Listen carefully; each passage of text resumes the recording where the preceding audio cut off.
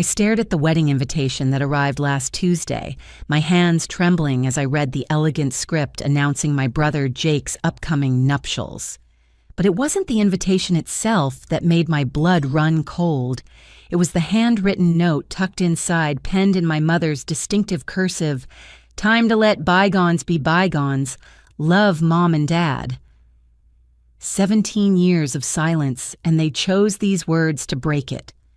My mind immediately transported back to that freezing October night when I was 13 years old, standing at a Texaco station, 60 miles from home. "Woman up and find your own way," my father had said before driving away, leaving me with nothing but $12 and the clothes on my back, all because I dared to argue about attending my best friend Sarah's sleepover. The memory of that night still burns as clearly as the fluorescent lights that illuminated the Texaco station where my childhood ended. I can still see their Toyota Camry's taillights disappearing into the darkness, leaving me standing there in my middle school volleyball hoodie and worn jeans completely alone. The October wind cut through the thin fabric as I counted my money for the 5th time, hoping it would somehow multiply. $12. That's all I had to my name. Earl, the night attendant, noticed me first. He was a heavy-set man in his 50s, with kind eyes and grease-stained fingers from years of handling gas pumps. "You all right there, sweetheart?" he asked, stepping out from behind the counter. I must have looked as lost as I felt because his expression quickly shifted from casual concern to genuine worry. "My parents left me," I managed to say, my voice cracking. "They drove away and told me to find my own ride home." Earl's face darkened with anger. "They what now? How old are you?" 13. Without hesitation, he reached for the phone behind the counter. "I'm calling the police. This ain't right. No parent should leave their child like this." I felt a flutter of hope as he dialed. Maybe this nightmare would end quickly. Maybe Officer Martinez, who arrived 20 minutes later, would simply drive me home and give my parents a stern talking to. But the moment he stepped out of his patrol car and saw me, something in his expression made my stomach drop. "You're Dulcie, right?" Officer Martinez asked, checking his notepad. He was young, probably late 20s, with a carefully groomed mustache and an unreadable expression. "Your parents called us about an hour ago." My heart sank. Of course they had. "They said you're a chronic runaway, that you make up stories about abuse for attention." He studied me carefully as if looking for signs of deception. "They mentioned you've done this 3 times before." "That's not true." The words exploded from me. "I've never run away. They left me here. Ask Earl. He saw me when they drove off." Earl shifted uncomfortably behind us. "Well, I didn't actually see them leave her. She was already here when I noticed her." Officer Martinez sighed, rubbing his temple. "Look, your parents have requested that you be taken to juvenile services for evaluation. They said you need professional help, that they've tried everything else." The world tilted. Juvenile services. Evaluation. I knew kids who'd been taken there, locked up for weeks or months, treated like criminals or mental patients. "No, please, I'm telling the truth. They planned this. They must have called ahead to set up this story." "That's exactly the kind of thing a troubled kid would say," Martinez replied, though I caught a flicker of doubt in his eyes. "Come on, let's go. We'll sort this out at the station." Panic flooded my system. I couldn't let them take me. I knew instinctively that once I was in the system labeled as a troubled runaway, my parents' version of events would become the official truth. "Can I use the bathroom first?" I asked, trying to keep my voice steady. Martinez nodded, gesturing toward the back of the station. "Make it quick." Earl had returned to the counter, avoiding eye contact with me as I passed. The bathroom was small and grimy, with a tiny window above the toilet. My heart pounded as I climbed onto the toilet seat, pushed open the window, and squeezed through.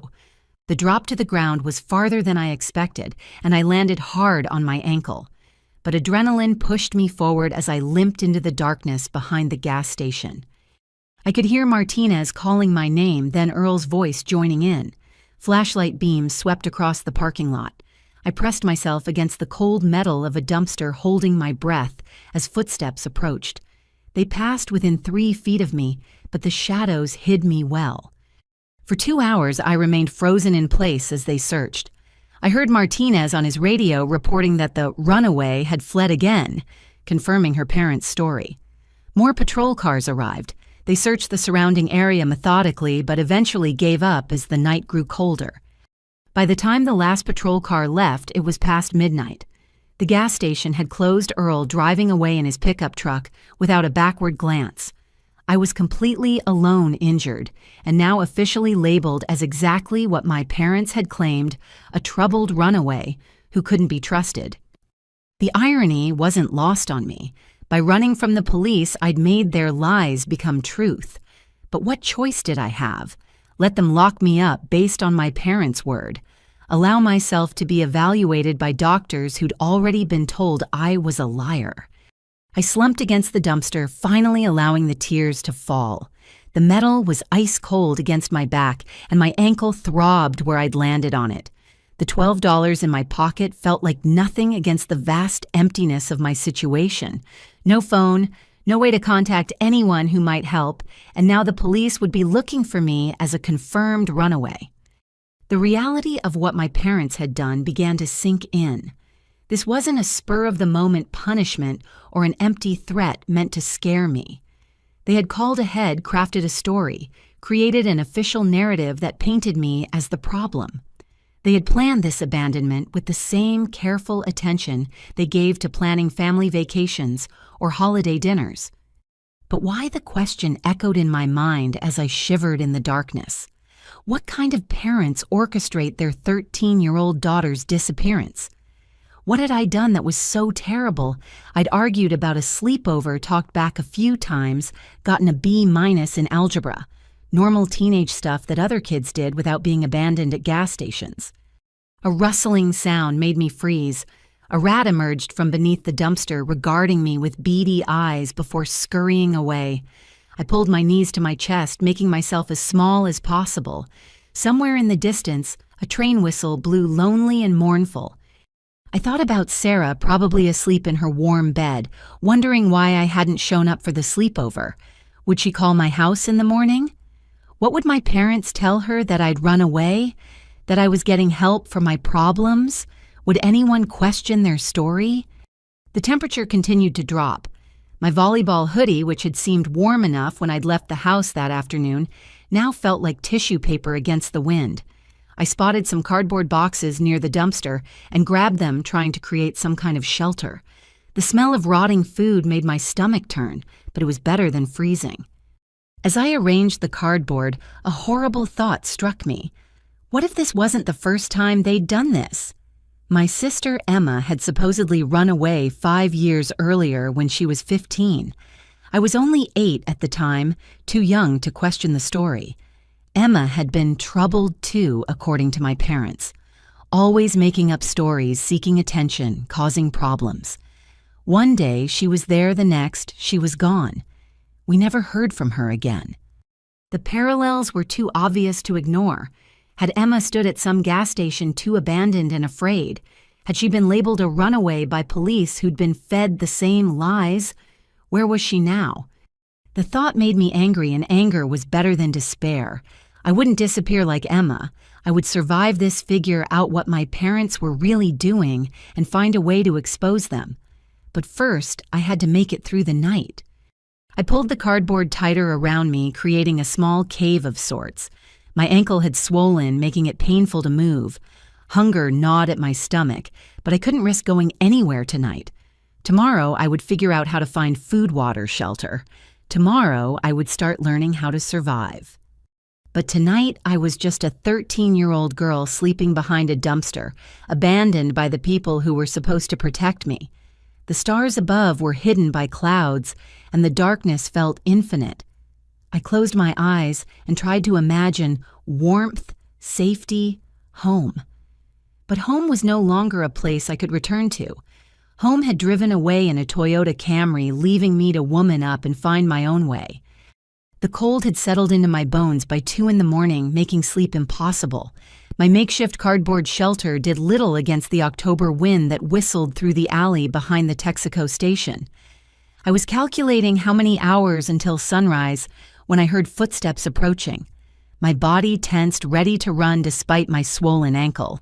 The police had returned, or worse, someone looking for an easy target.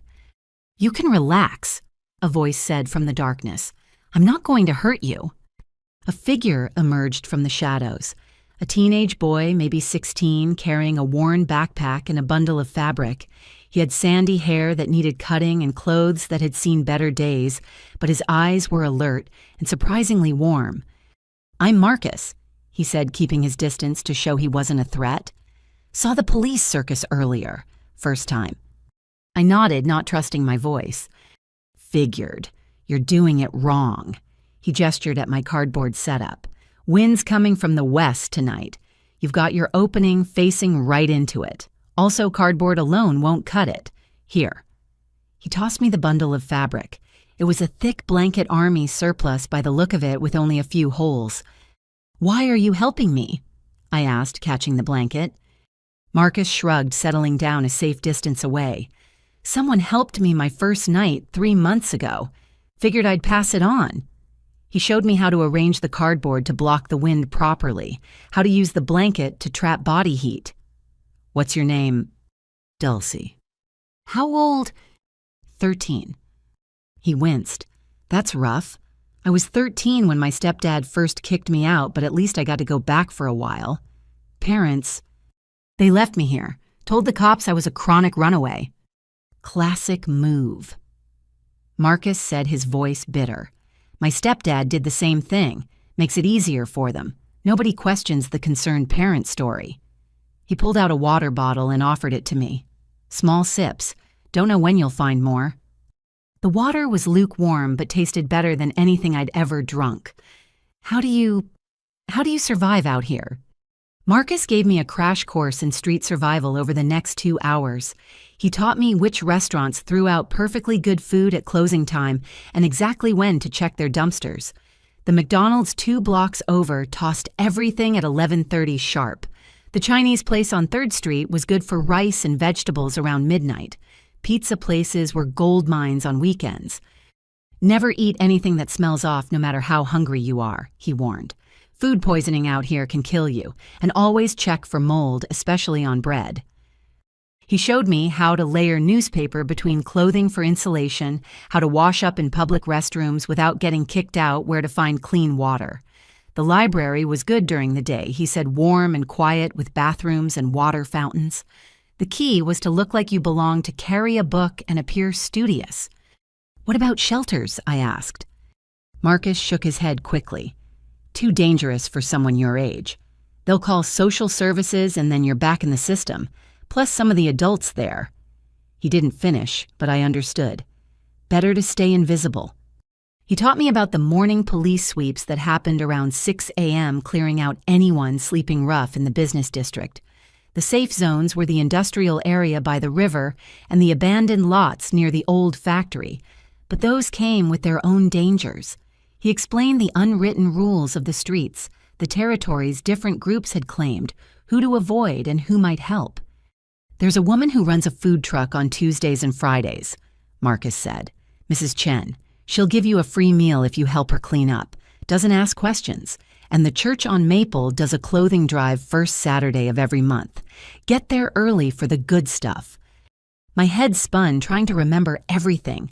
This was a whole different world existing parallel to the one I'd known, with its own rules and rhythms and survival strategies.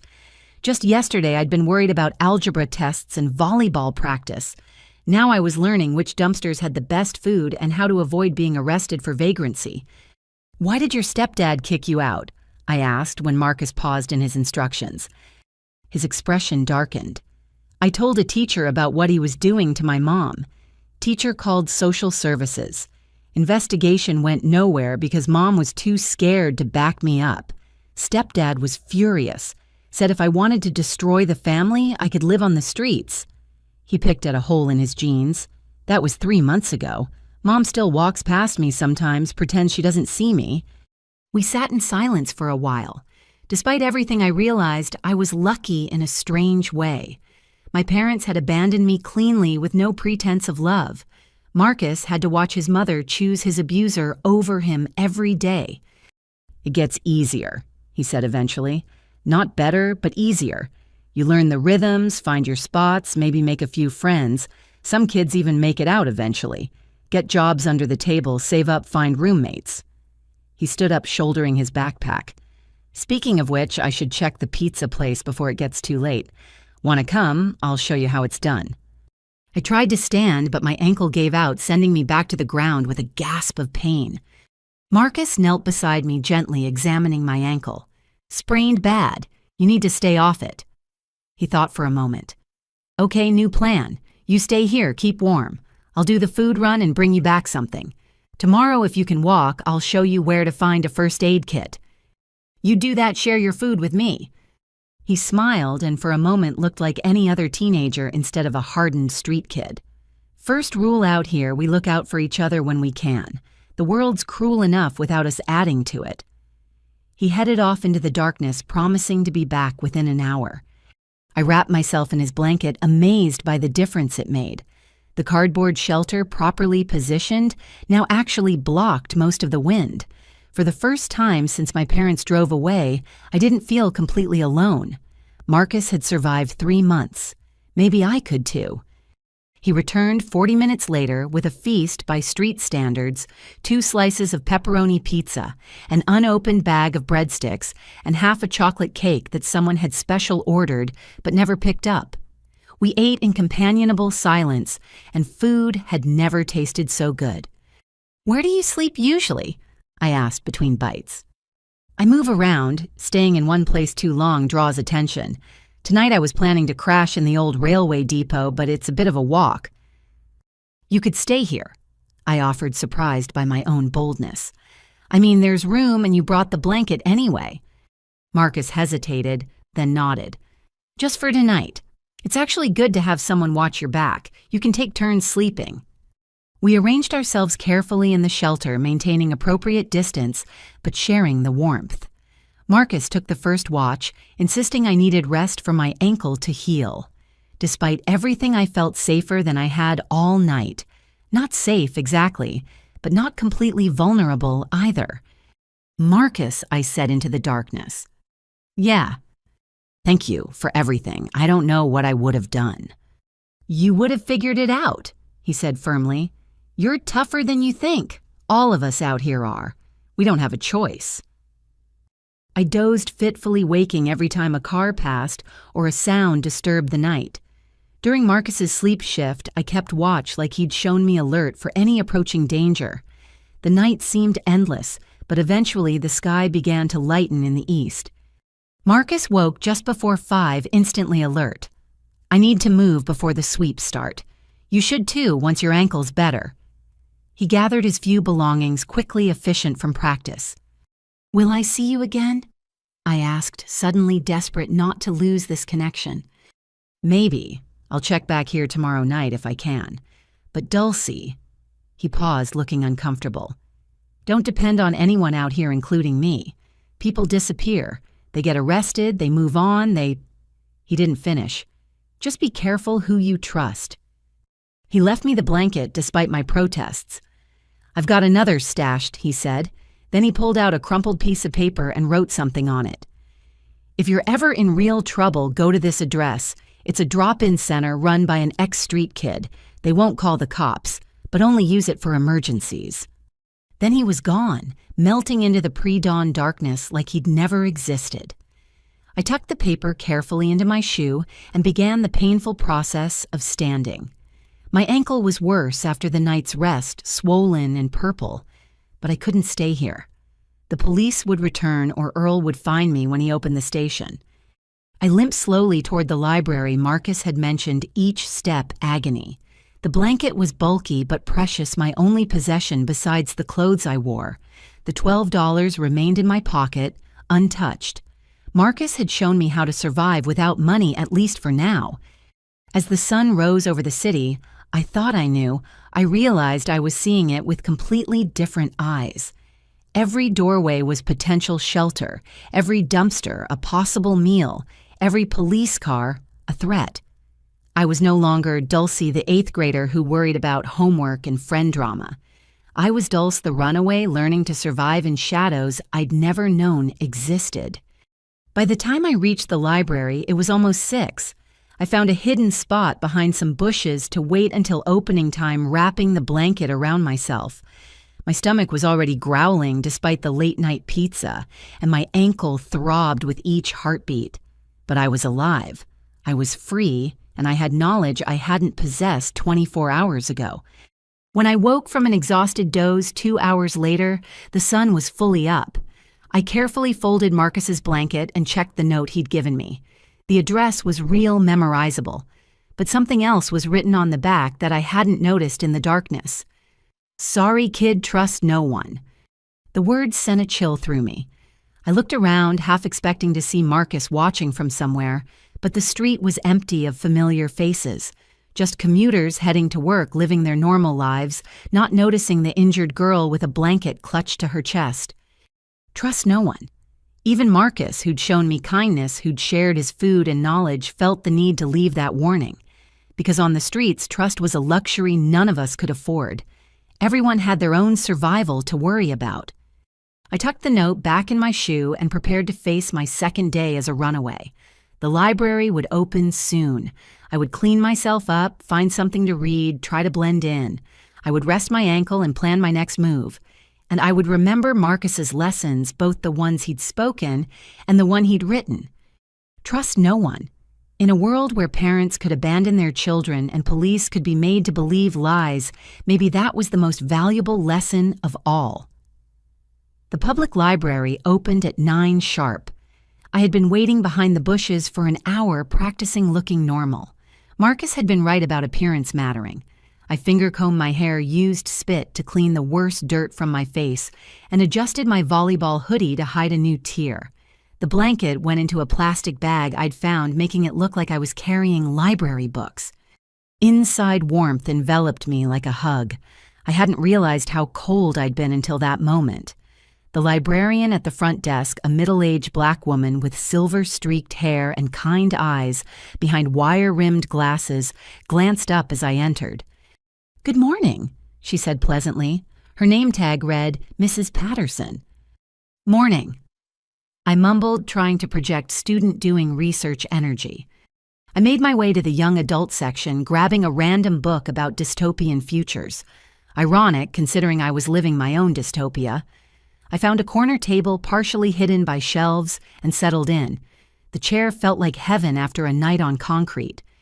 For the first hour, I genuinely tried to read, but exhaustion made the words blur.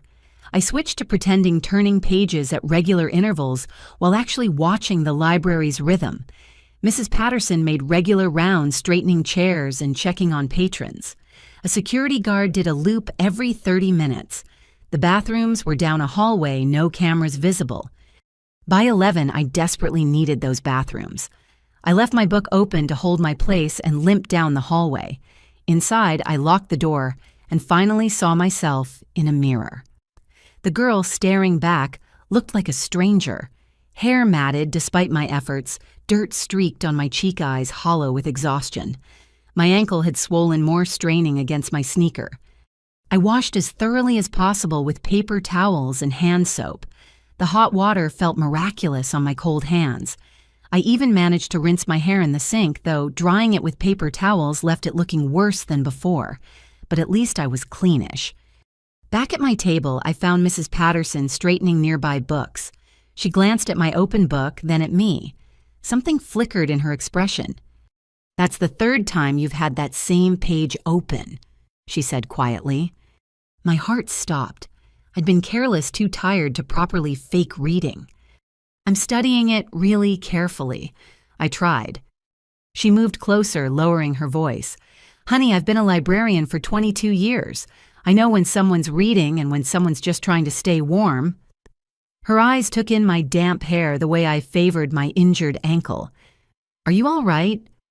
The kindness in her voice almost broke me, but Marcus's warning echoed trust no one. "I'm fine, just tired from staying up late studying."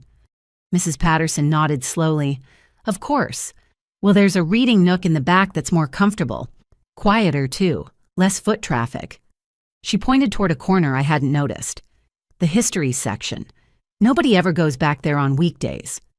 I understood the unspoken offer. a place to rest without being observed. Thank you.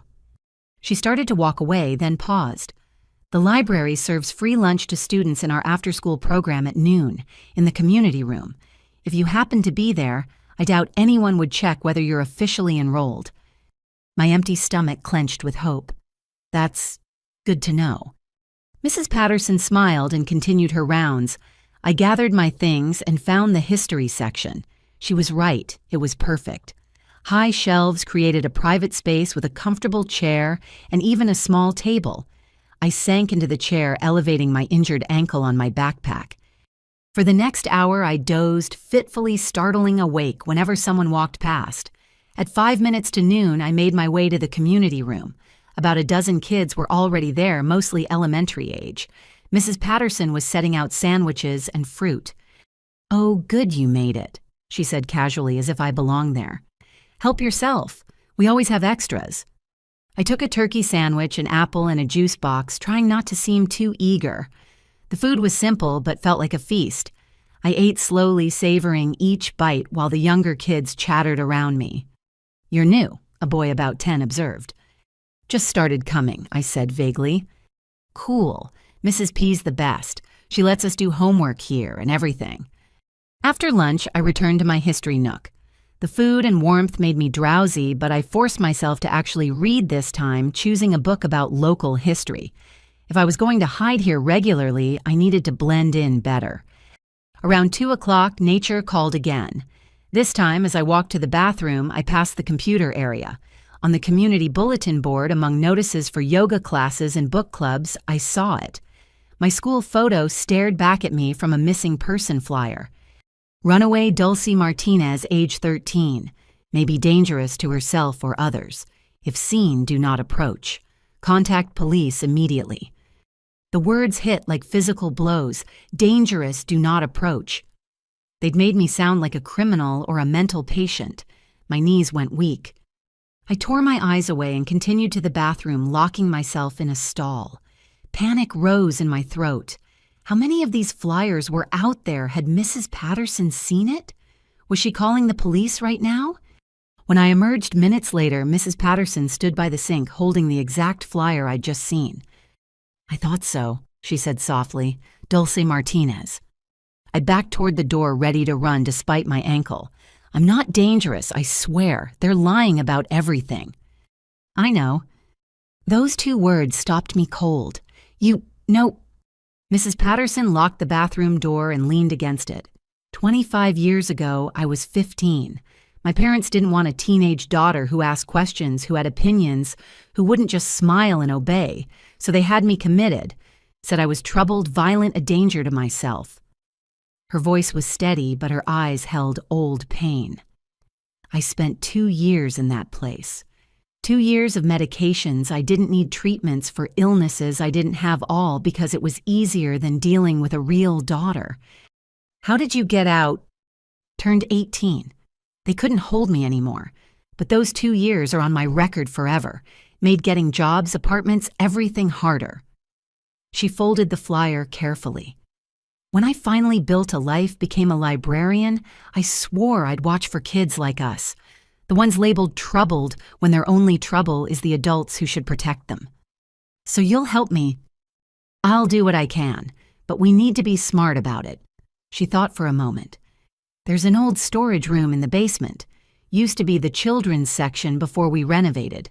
Nobody goes there now. It has a small bathroom and I can bring you food, but there are conditions." "Anything," I said quickly. "You stay invisible. No one can know you're here, not even the other staff. You help me understand what really happened. And if things get too dangerous, if police start seriously searching, you have to leave. I won't risk my job and my ability to help other kids for one understood." I nodded. It was more than I dared hope for. Mrs. Patterson led me through a door marked Staff Only and down narrow stairs. The basement was a maze of storage areas and forgotten spaces. She unlocked a door at the far end. The room was small but dry, filled with old reading posters and outdated encyclopedias. A forgotten beanbag chair sat in one corner. The attached bathroom was tiny but functional.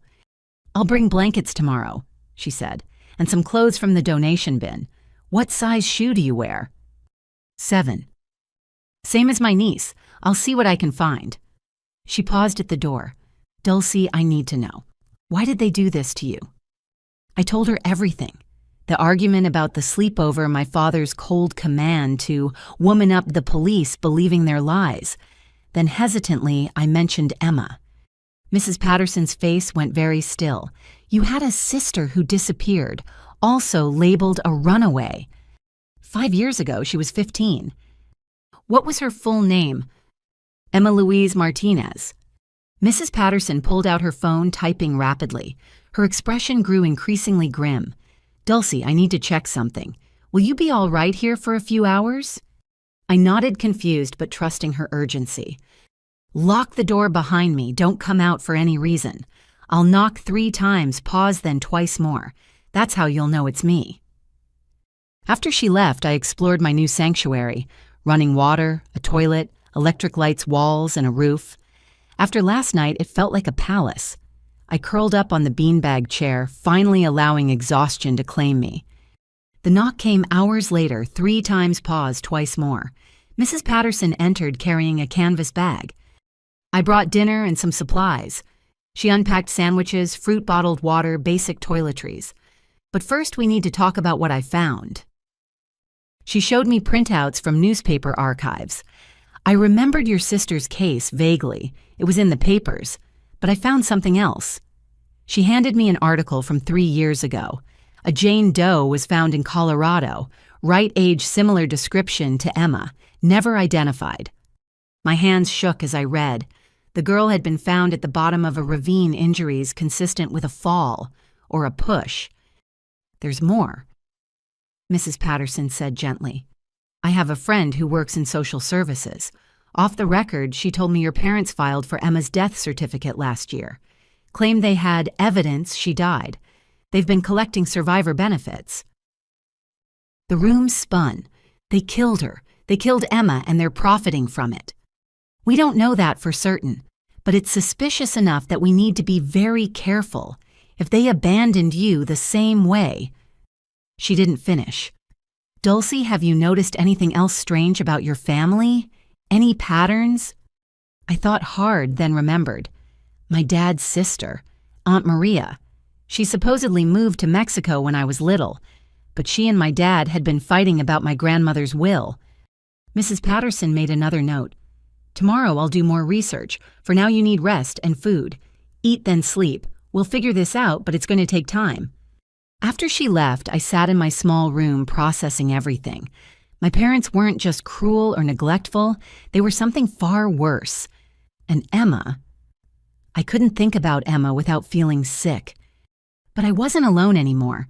Mrs. Patterson had been where I was, had survived and built a life. She was proof that the label they stuck on us didn't have to define us. I had shelter and ally and the beginning of answers. I thought about Marcus's warning, trust no one. But sometimes you had to take calculated risks. Mrs. Patterson had trusted me with her story. I would trust her with my life, at least for now. That night, sleeping on a pile of old reading rugs instead of behind a dumpster, I dreamed of Emma. She was calling my name, reaching out to me across a vast canyon. I woke with tears on my face and a terrible certainty that my sister had been trying to warn me that last night before she disappeared. I'd been too young to understand. But I understood now, and I would find out exactly what happened to her, what my parents had done, and why. They'd made one mistake in their careful plan. They'd left me alive. 3 days into my basement existence, I developed a routine. Mrs. Patterson would arrive at 7 each morning before the other staff, bringing breakfast and checking on me. Days were spent reading everything I could find about missing children, family crimes, and inheritance law. Nights were for planning and remembering. I brought you something, Mrs. Patterson said on the 4th morning, producing a laptop. It's old but functional. The library's Wi-Fi reaches down here if you sit near the door. I've set up a VPN for safety. Why are you taking such risks for me? I asked, overwhelmed by her continued kindness. She sat on an overturned crate, something she rarely did. Because when I was in that institution, convinced I was as crazy as they said, one nurse believed me. She couldn't get me out, but she kept me sane. She'd sneak me books, real food little reminders that I was human. Mrs. Patterson smiled sadly. She died 5 years ago. Helping kids like us, it's how I honor her memory. The laptop opened new worlds. I started with simple searches about Emma, but found little beyond the original missing person reports and the Jane Doe article Mrs. Patterson had shown me. Then I thought to check our local paper's digital archives, searching for any mention of the Martinez family before Emma disappeared. What I found made my blood run cold. 4 months before Emma vanished, she'd been featured in the paper 3 times. Once for making honor roll with a perfect GPA, once for her volunteer work at the animal shelter where she'd organized a successful adoption drive, the 3rd time for placing 2nd in a state science fair with a project on environmental conservation. This wasn't the portrait of a troubled teen. This was a girl with dreams, ambitions, a future. I dug deeper, finding her social media account still frozen in time. Her last post, 3 days before she disappeared, was about being excited for college applications. The comments from friends asking where she was growing, increasingly worried, then eventually stopping, broke my heart. Then I found something odd in the newspaper archives. A small notice in the legal section dated 2 weeks before Emma disappeared. Public notice Robert and Linda Martinez petition for power of attorney over minor Emma Martinez due to mental incompetence. They'd tried to legally control her first. When that failed, Mrs. Patterson. I called softly when she made her noon check-in. "Look at this." She studied the screen, her face darkening. They tried the legal route first. When did Emma turn 15? I calculated quickly. A month before she disappeared. Old enough to contest power of attorney to speak for herself in court. Mrs. Patterson made notes in her ever-present notebook. "What else have you found?" I showed her my other discovery. Emma's science fair project partner, a boy named David Chen, had posted on a memorial page someone set up. Emma was the smartest person I knew. The week before she left, she told me her parents were acting strange, asking her to sign papers she didn't understand. She was scared. "We need to find this David," Mrs. Patterson said immediately. "I already did. He's a sophomore at State University now, majoring in engineering. His contact info is on the school website." Mrs. Patterson looked impressed. "You're quite the investigator. What else?" I pulled up the oldest file I'd found. This is from 8 years ago. My Aunt Maria, my dad's sister. The article was about a car accident. Maria Martinez had driven off a cliff during a family visit to the mountains. She was 22, recently engaged, and had just inherited a significant sum from their grandmother. "Another accident," Mrs. Patterson murmured. "Any witnesses?" "Just my parents. They were supposedly following in another car but lost sight of her on the winding roads." The pattern was clear now. Anyone who stood to inherit money, anyone who might challenge my parents' control, met with accidents or disappeared. How many others were there? How long had this been going on? "I need to check something," I said, fingers flying over the keyboard. I accessed genealogy websites, public records, building our family tree. What emerged was horrifying. In the past 15 years, 5 members of the Martinez extended family had died young or disappeared. All had been in line for inheritances. All had been last seen with or near my parents. Each death was explained away: accident, suicide, runaway. Never murder. They're serial killers. I whispered the words, feeling unreal. My parents are serial killers who target their own family. Mrs. Patterson gripped my shoulder. "We need to take this to someone. This is beyond what we can handle alone. Who'd believe us? I'm a runaway with mental problems. Remember, any accusation I make will be dismissed as delusion." She paced the small room. "There has to be—" "Wait." She grabbed her phone. "I know someone. A private investigator who specializes in cold cases. He helped my friend find her birth parents. Let me make a call." While she stepped outside, I continued searching. I found insurance documents poorly hidden in online caches. My parents had life insurance policies on Emma, on me, on Jake. Emma's had already paid out. Mine was worth $200,000 with my parents as beneficiaries. My hands shook as I screenshot everything, emailing copies to 3 different anonymous accounts I'd created. If something happened to me, at least there'd be a trail. Mrs. Patterson returned, looking grim but determined. "He'll help. Tom Bradley, the investigator. He's actually been looking into your family already." "What, why?" "Another family hired him. Their daughter dated your brother Jake 2 years ago. She broke up with him, and 2 weeks later fell down a flight of stairs. Survived, but barely. She insists she was pushed, but couldn't prove it." Jake. My brother, who'd always seemed so normal, so distant from our parents' coldness. Was he part of this too? "When can I meet him?" I asked. "Tomorrow night. He'll come after the library closes. Dulcie." Mrs. Patterson sat beside me. "You're very brave. But this is dangerous. These people, your parents, they've apparently killed before. If they realize you're investigating them..." "They already tried to get rid of me," I pointed out. "But they made a mistake. They didn't stick around to make sure I disappeared like the others." That night, I lay awake thinking about Emma. Her last night at home, did she know she was in danger? Had she tried to warn me I was only 8, too young to understand if she had? But I remembered her hugging me extra long, telling me she loved me, making me promise to be good. She knew. Somehow she knew she wasn't coming back. I opened the laptop again, unable to sleep.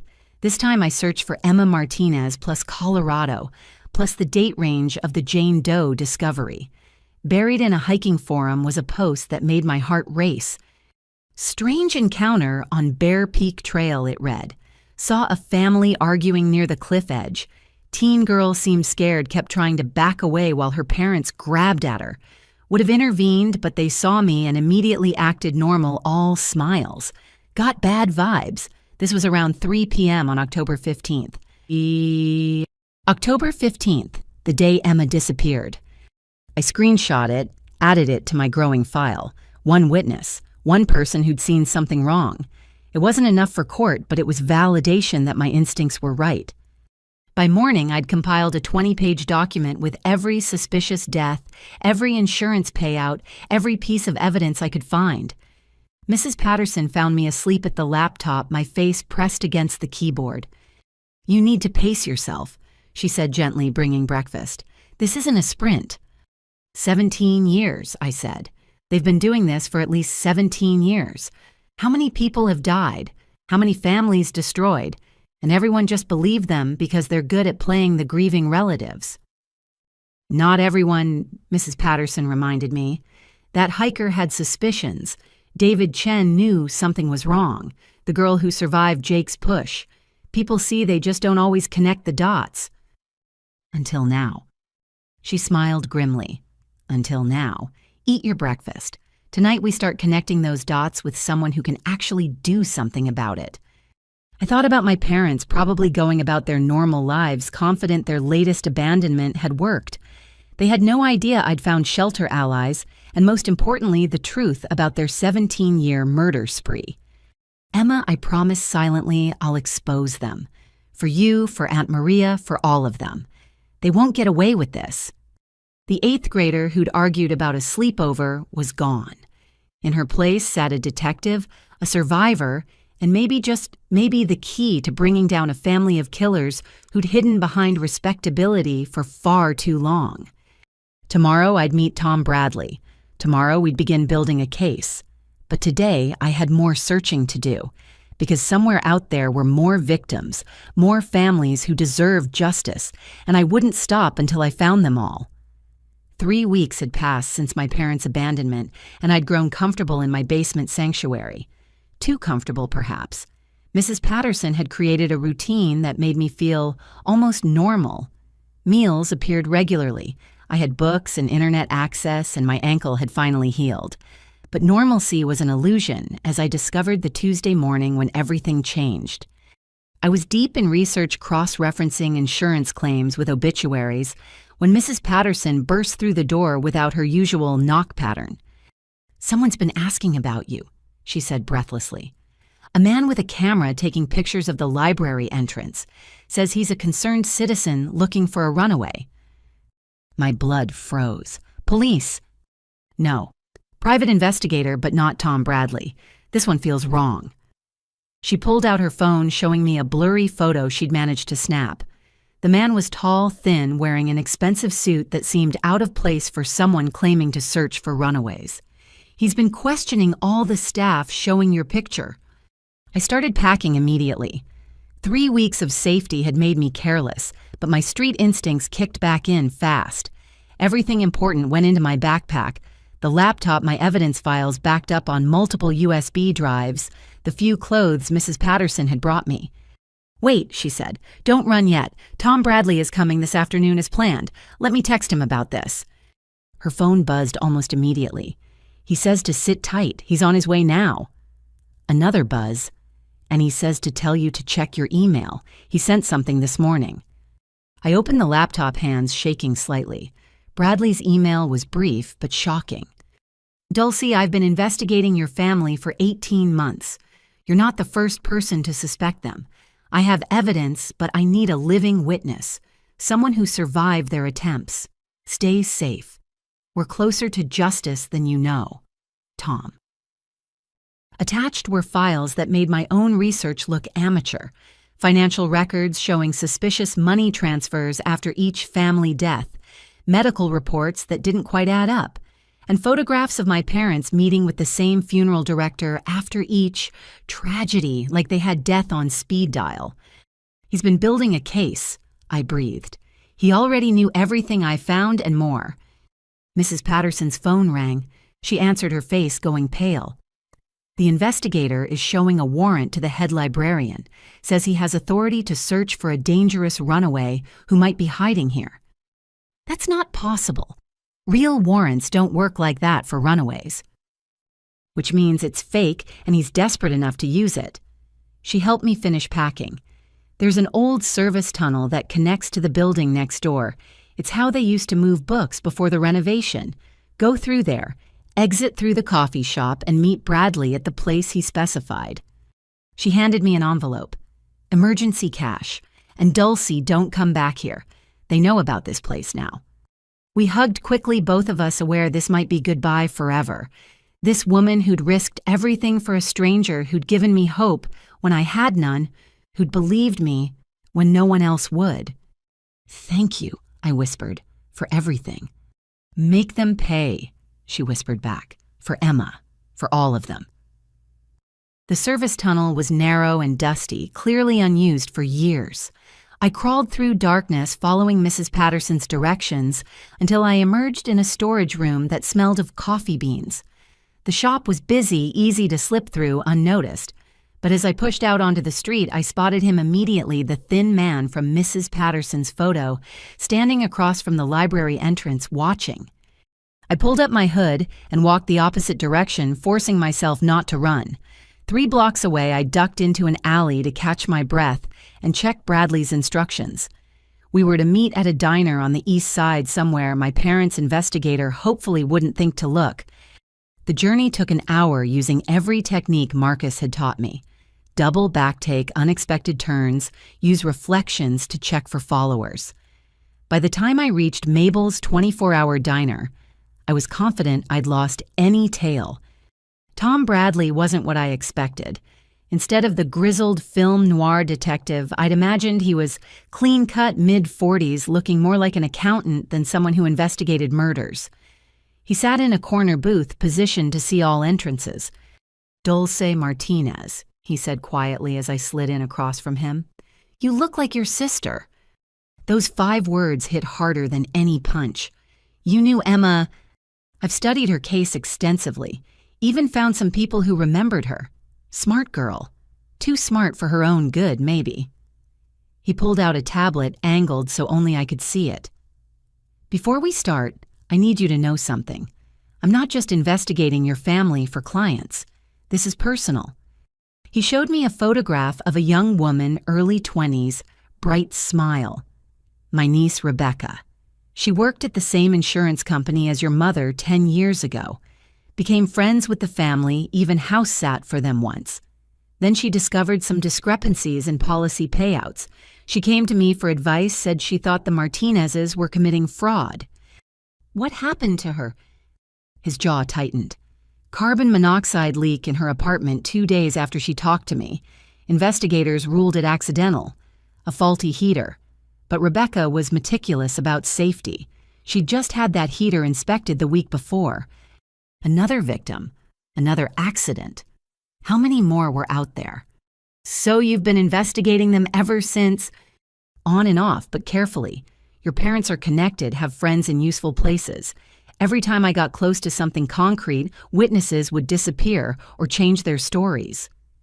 He locked eyes with me. Until now, you're the first person to survive their attempt and stay free long enough to gather evidence. That makes you invaluable and incredibly endangered. He flipped through screens on his tablet, showing me his files. They were extensive financial forensics, showing how my parents had accumulated wealth through insurance payouts and inheritances. Photographs of them at casino resorts and on luxury vacations, always shortly after a family member's death. Records showing they'd consulted with estate lawyers before each accident. But here's what really caught my attention. Bradley continued pulling up a complex chart. The pattern of deaths, it's not random. They target specific people at specific times, always related to inheritance milestones. Your Aunt Maria was killed just before her trust fund fully vested. Emma disappeared right before she could access her college fund, which reverted to your parents. I was supposed to disappear before turning 14. I finished. Why 14? Your grandmother's will has a provision.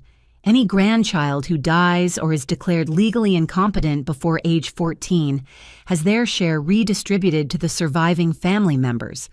After 14, the inheritance is locked in, only accessible at 21. My birthday was in 3 months. They'd tried to eliminate me just in time. There's more, Bradley said. That investigator looking for you, his name is Marcus Webb. He's not really a private investigator. He's a fixer. Someone rich people hire to clean up messy situations. They hired him to finish what they started. Most likely. Which means they know you're alive and talking to someone. He closed the tablet. Dulcie, I have enough evidence to take to the FBI, but it's all circumstantial. I need direct testimony, someone who can connect the dots for a jury. But testifying means coming out of hiding, facing them in court. It means risk. And if I don't? They keep killing. Your cousins, second cousins, anyone who might inherit, and they'll never stop hunting you. He leaned forward. But if we do this right, if we're smart about it, we can end this. All of it.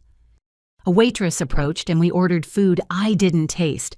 My mind raced with possibilities and dangers. Trust no one, Marcus had said. But I was already trusting Bradley with my life. How do we do it?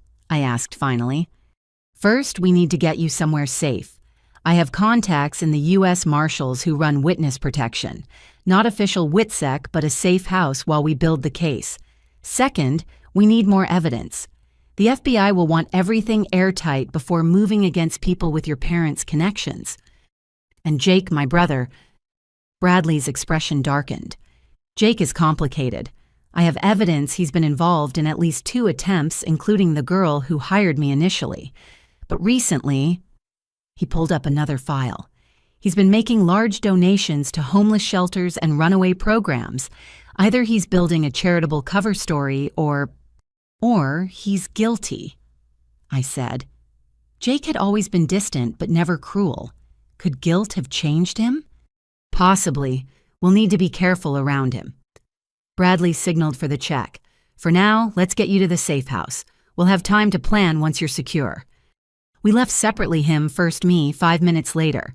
But as I pushed through the diner door, I saw him, Marcus Webb, the fake investigator, standing by a black sedan across the street. Our eyes met for a split second before I ducked back inside. Back door! I hissed to a startled cook pushing through the kitchen. I could hear the front door opening as I burst into the rear alley.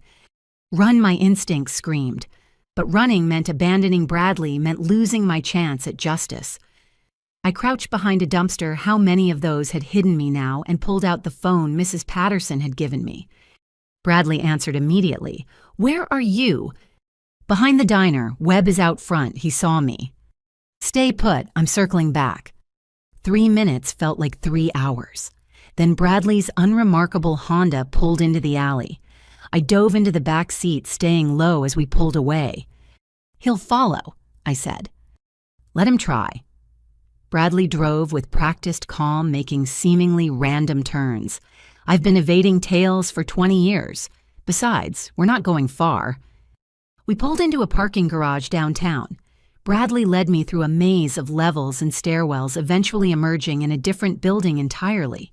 An elevator took us to the 14th floor, and an office door marked Meridian Consulting. Inside was nothing like an office. It was set up as a small apartment, kitchenette, bathroom, fold-out bed, and enough security equipment to stock a spy movie. "My unofficial headquarters," Bradley explained. "Not in my name, not connected to any of my cases. You'll be safe here while we plan our next move." Safe. The word felt foreign now. But as I sank onto the small couch, exhaustion hitting like a wave, I realized something had changed. I wasn't just running anymore. I wasn't just surviving. I was hunting them as much as they hunted me. "Tom," I said as he checked the security monitors, "what if they don't stop? What if going public makes them more desperate?" He turned to face me, expression serious. "Then we make sure they can't hurt anyone else first.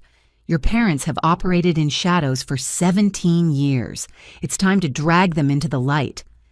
Outside the reinforced windows, the city sprawled in all directions. Somewhere out there, my parents were living their lie, playing the grieving family while planning their next move. Marcus Webb was searching other fixers, maybe joining him. But I was no longer the scared 13-year-old at the gas station. I had evidence, I had allies, and I had the truth. It would have to be enough. The safe house became my world for the next week. Bradley had thought of everything: encrypted computers, secure phone lines, enough food for a month. But isolation weighs heavy when you're 13, and processing the fact that your family are murderers. I threw myself into the work helping Bradley organize evidence, creating timelines, preparing for whatever came next. It was Thursday evening when everything shifted again. I was reviewing financial records when an alert popped up on the computer Bradley had configured to monitor my old social media accounts. Someone had tagged me in a post. My friend Sarah had uploaded a photo of our volleyball team from last month, adding the caption, "Missing our star player. Dulcie, if you see this, please come home. We're all worried." My heart ached seeing my teammates' faces, my old life frozen in pixels. But what made my blood freeze was the first comment posted minutes after the photo went up. Jake Martinez. "Thanks for posting this, Sarah. Our family misses her so much. If anyone has seen my sister, please reach out. Mom and Dad are devastated." Then a private message notification from Jake. I shouldn't have opened it. Bradley had warned me against any contact, but my brother had been part of my life for 13 years. Despite everything, I clicked. "Dulcie, I know you'll see this eventually. You always checked Sarah's posts religiously. We need to talk. I know you're scared and you have every right to be, but there are things you don't understand. Things about our family that go deeper than you know. I'm at the old warehouse on Pier 47 every night this week from 10 to midnight. Come alone. Don't tell whoever is helping you. This is between family. Jake." I stared at the message, my mind racing. It could be a trap. It probably was a trap. But what if Jake knew something crucial? What if he wanted out too? Bradley was meeting with his FBI contact tonight. He'd made me promise to stay put, to not answer the door for anyone. But the warehouse was only 20 minutes away, and I'd gotten good at moving through the city unseen. The decision was stupid, reckless. Everything street-smart Marcus had taught me screamed against it, but I went anyway. I left a note for Bradley just in case. Took the emergency phone and a small canister of pepper spray he'd left in the kitchen drawer. The city felt different at night now, full of shadows that could hide Webb or worse. Pier 47 was abandoned part of the old industrial district that developers kept promising to revitalize. The warehouse, Jake specified, was a hulking structure of rust and broken windows. Every instinct I had screamed danger, but I pushed forward. Jake stood in a pool of light from a camping lantern, looking older than his 20 years. He'd lost weight, dark circles shadowing his eyes. When he saw me, his face crumbled with what looked like genuine relief. "Dulcie, God, you're okay. You're really okay." He started toward me, but I held up a hand. "Stay there, talk from there." He stopped, nodding sadly. "Smart. You were always the smart one. Smarter than me, anyway." "Did you kill Emma?" The question erupted without planning. "Were you part of it?" Jake's legs seemed to give out. He sank onto a crate, head in his hands. "I didn't kill her, but I might as well have. I knew. The night before she disappeared, I knew what they were planning." "And you didn't warn her?" "I was 15. The words echoed through the empty space. "I was 15 and terrified, and they said if I warned her, I'd be next, that accidents could happen to anyone who didn't understand family loyalty." "So you let them murder our sister?" "I've lived with it every day since. The nightmares, the guilt. Do you know why I really wanted to meet—" He looked up, tears streaming down his face. "To give you this." He pulled out a small digital recorder. "I've been recording them for 2 years. Every conversation about family business, every planning session. I couldn't save Emma, but maybe I can save you." My hand shook as I took the device, maintaining my distance. "Why now? Why not give this to police earlier?" "Because I was a coward. Because I benefited from their crimes even as I hated them for it. The cars, the college tuition, the trust fund, all blood money. But when they abandoned you—" His voice broke. "You were just a kid. Emma was at least a teenager, but I couldn't let them do it again." "Is that why you've been donating to runaway shelters?" His head snapped up. "How did you know about that?" "I have help. People who've been investigating our parents for years." "Good. That's good." He wiped his eyes. "Listen, there's something else. Something about why they do this. It's not just money, though, that's part of it. Our grandmother, Dad's mom, she wasn't just wealthy. She knew things about the family history, dark things. She kept journals, documented everything. Dad and Mom aren't the first in our family to cull relatives." My stomach churned. "What? It goes back generations. Some twisted family tradition about keeping the bloodline strong by eliminating the weak, the ones who might talk, who might break the cycle. Grandma tried to stop it by spreading the inheritance wide, making it harder to consolidate power, but that just gave them more targets. Where are these journals?" "That's what I'm trying to find. Emma was looking for them before they killed her. She left notes in code places she'd searched. I've been following her trail."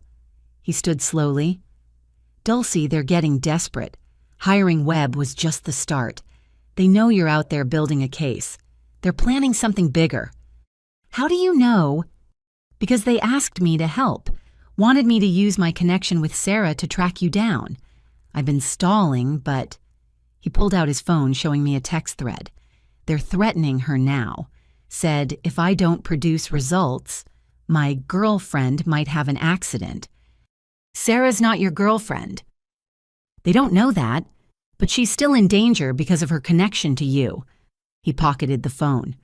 "You need to know about the wedding." I'd almost forgotten about the wedding invitation that started this journey. "Your wedding?" "It's not real." "Well, Amanda's real, but the wedding is a trap. They know you'll come, or at least make contact.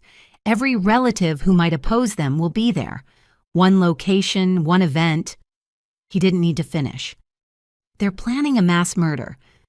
Nothing that obvious, but accidents happen at destination weddings. Food poisoning, boating mishaps, car crashes on winding roads. They've already scouted locations with lots of potential for tragedy." He pulled out a folder. "Here. Everything about the wedding, plans, the guest list, who they consider threats. Take it to whoever's helping you." I took the folder, mind reeling. A family tradition of murder, generations of culling the weak, and now a wedding designed as a killing field. Jake, come with me. We can protect you. He shook his head. If I disappear, they'll know you have inside information. I'm more useful playing along for now. Besides, he gestured to the warehouse around us. This isn't the only copy of those recordings. I've hidden dozens. If something happens to me, they'll surface. Don't be a hero. Look what happened to Emma when she tried to stop them alone. I'm not alone anymore. You're out there building a case. Just be careful, Dulcie, and know that I'm sorry. For everything.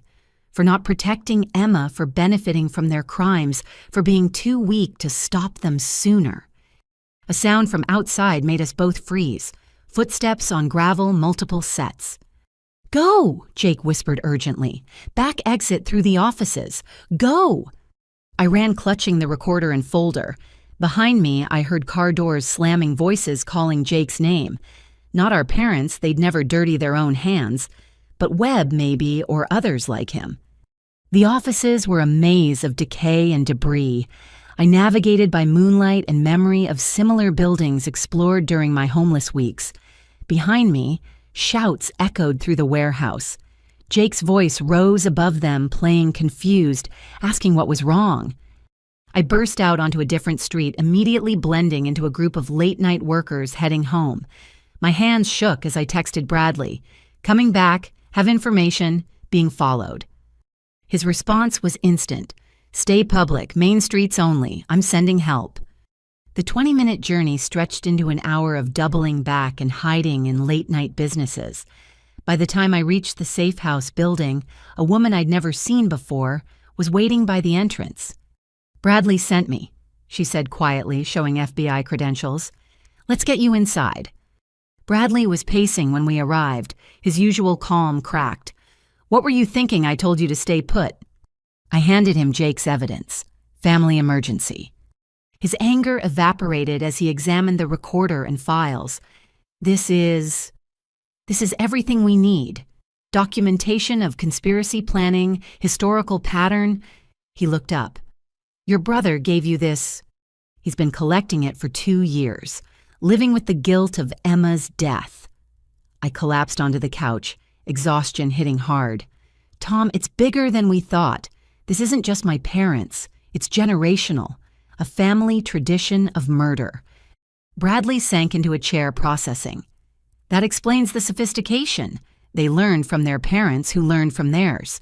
Refined techniques established networks, inherited connections to fixers and corrupt officials. And now they're planning to use Jake's wedding to eliminate multiple targets at once. Not if we stop them first. He pulled out his phone. This recording combined with what we already have is enough. I'm calling my FBI contact. It's time to make this official. As he made the call, I thought about Jake in that warehouse.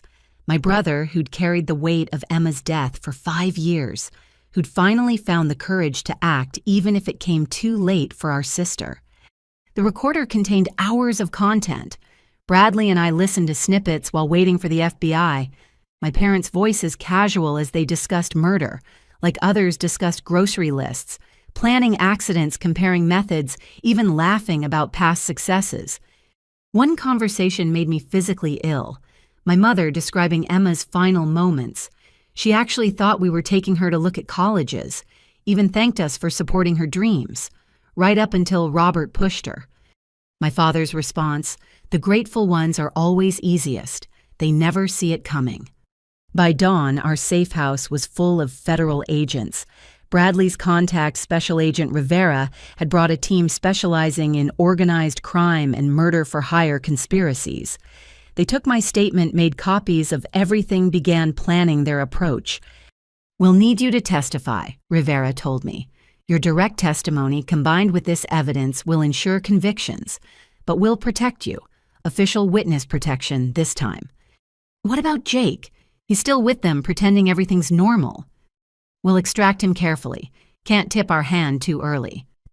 She studied the wedding files. This gives us an opportunity. If they're planning something at the wedding, we can catch them in the act. You want to use the wedding as a trap. Sometimes the best way to catch predators is to let them think they're hunting. I thought about all the relatives on that guest list marked for death because they might inherit something. All potential victims of a tradition that had claimed who knows how many lives over generations. Do it, I said, but get everyone out safely. Rivera smiled grimly. That's the plan. Your family's killing days are over. As the agents worked, I stood by the window watching the city wake up. Somewhere out there, my parents were planning murder. Jake was playing a dangerous game. Mrs. Patterson was probably worried sick. And Marcus, the homeless teen who'd taught me to survive, was still on the streets, unaware his lessons had helped bring down a dynasty of killers. The scared 13-year-old was gone. In her place stood a survivor who'd helped expose a conspiracy spanning generations. Emma would have justice. All of them would. The hunt was almost over, but the hardest part facing them in court telling the world what my family really was still lay ahead. The FBI operation required patience. While they built their case and planned the wedding trap, I remained in protective custody. 3 weeks of debriefings, recorded testimonies, and careful preparation. Agent Rivera became a constant presence, teaching me how to testify, how to stay calm under cross-examination. But isolation, even protective isolation, wears on you. Bradley visited daily, updating me on the investigation's progress. My parents continued their normal routines, unaware their every move was being watched. Jake maintained his cover-feeding information to the FBI while playing the dutiful son.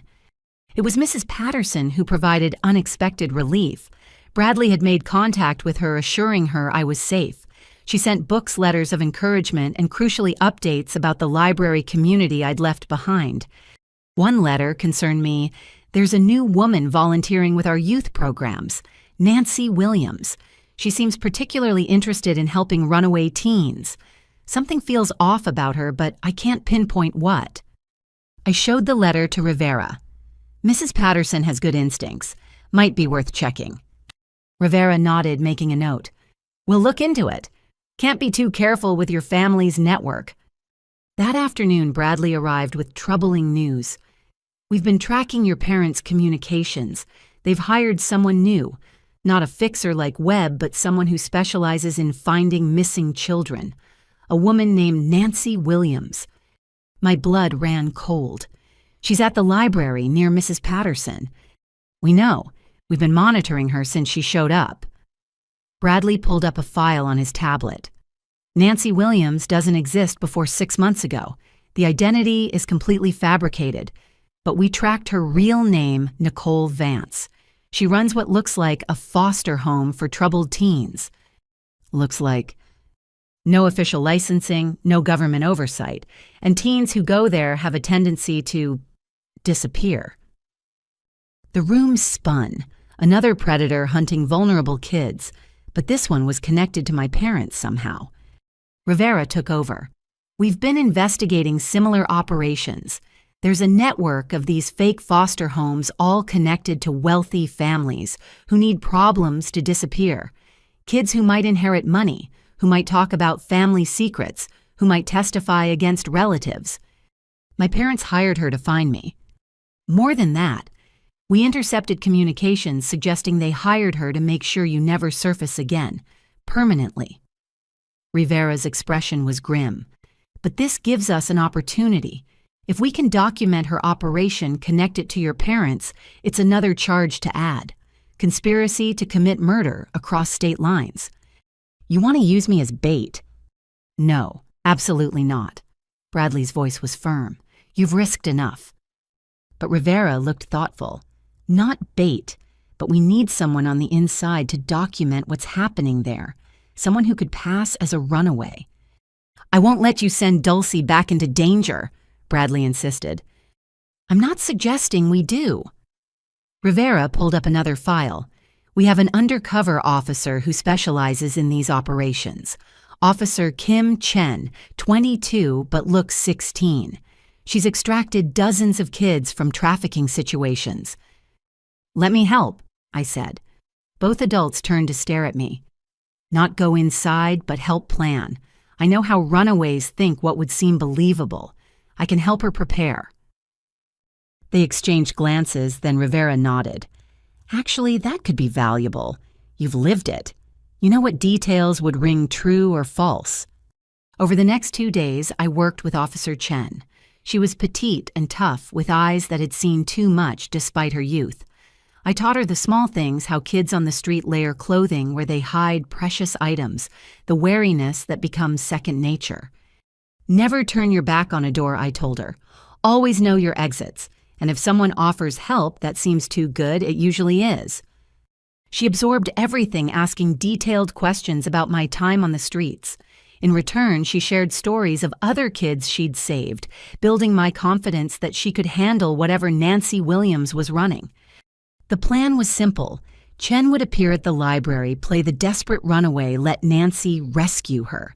She'd document everything inside the house while the FBI built their case. What none of us expected was how fast it would go wrong. Chen made contact on a Tuesday. By Wednesday afternoon, she'd activated her emergency beacon. The FBI raided the house within an hour, finding not just Chen, but 4 other girls locked in the basement. The foster home was a way station for human trafficking with connections to buyers across the country. Rivera showed me photos from the raid, carefully edited to protect the victims' identities. "Your instincts about Mrs. Patterson's letter might have saved these girls' lives. Nancy was planning to move them within days." But the real shock came from the documents they found. Nancy had photos of me, detailed information about my habits, my time at the library, even my friendship with Marcus. My parents had given her everything. "There's more," Rivera said quietly. "We found communications about other operations. Your parents weren't just using Nancy to find you.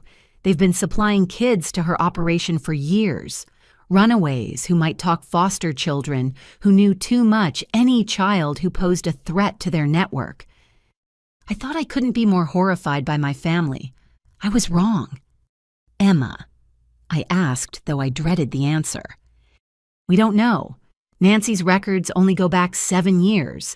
But," Rivera hesitated, "we found a Jane Doe case from 5 years ago.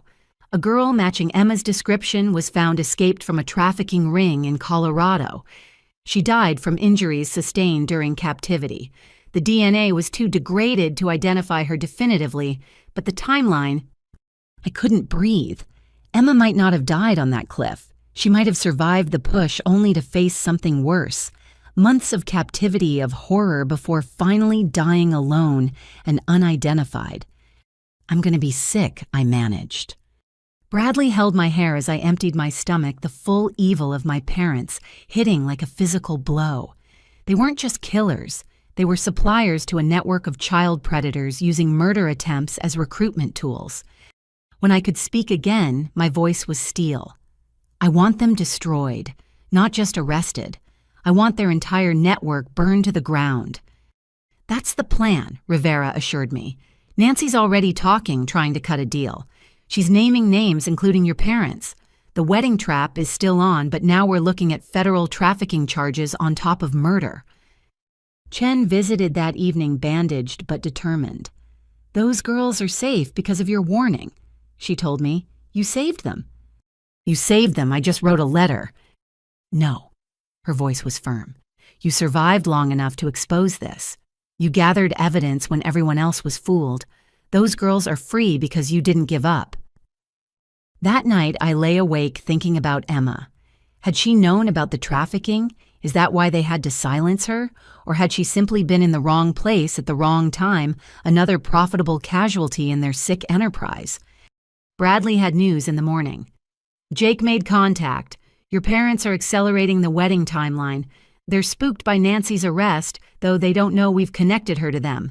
The wedding is in 2 weeks. 2 weeks until the trap sprung. 2 weeks until I'd face them again, this time in a courtroom instead of a gas station." "There's something else," Bradley continued. "We found Marcus." My heart leapt. "The kid who helped me?" "Living in a youth shelter downtown. He's had a rough time, but he's alive." Bradley smiled at my expression. "Want to see him? Is it safe?" Rivera considered. Actually, it might be good for you.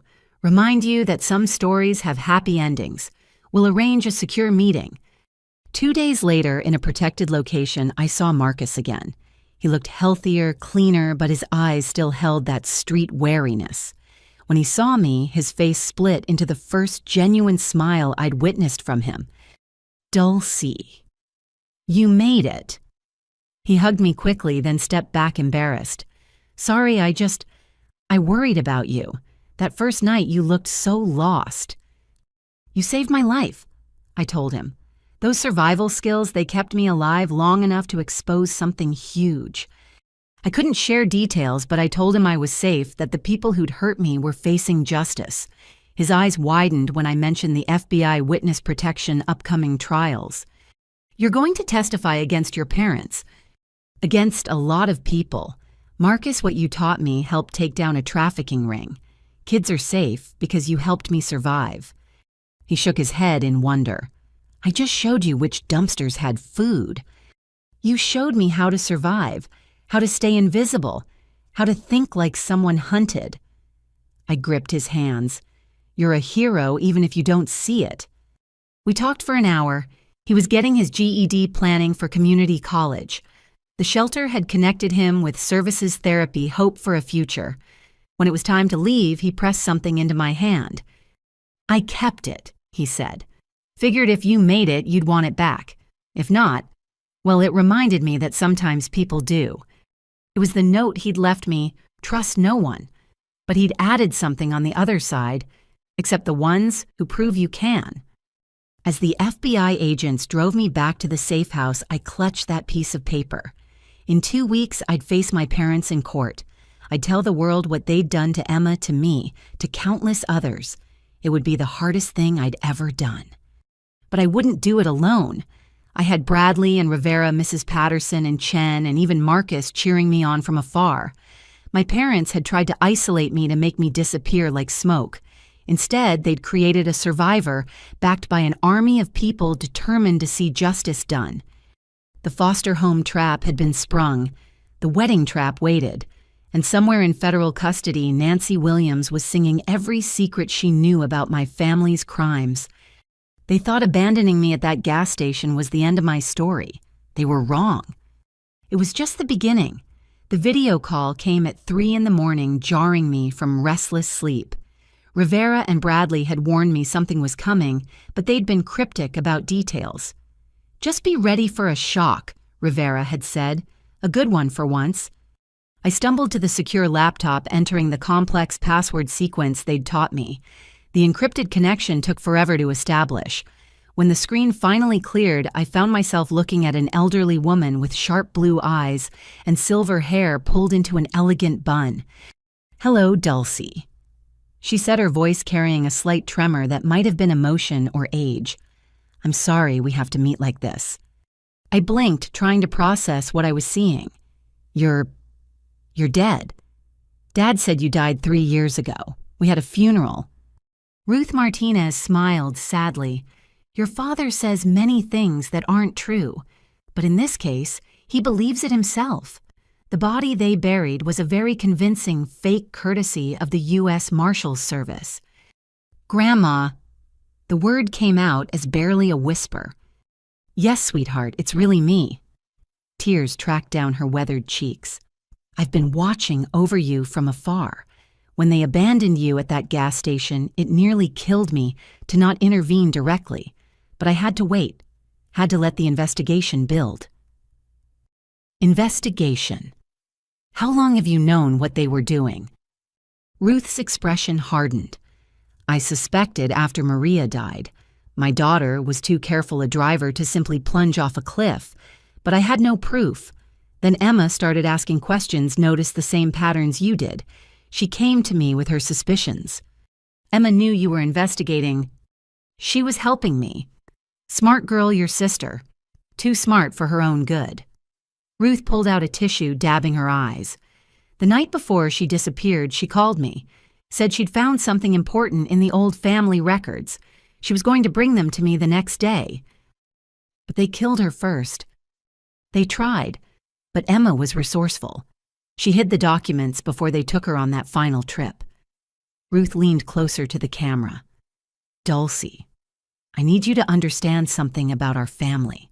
The sickness in it goes back generations, but so does the resistance to it. Your great-grandmother fought it. I fought it. Emma fought it. Now it's your turn. Where are the documents Emma found hidden in the last place your parents would look? The one place in the house they never go. She smiled slightly. The attic crawl space above your room, behind the insulation near the south wall.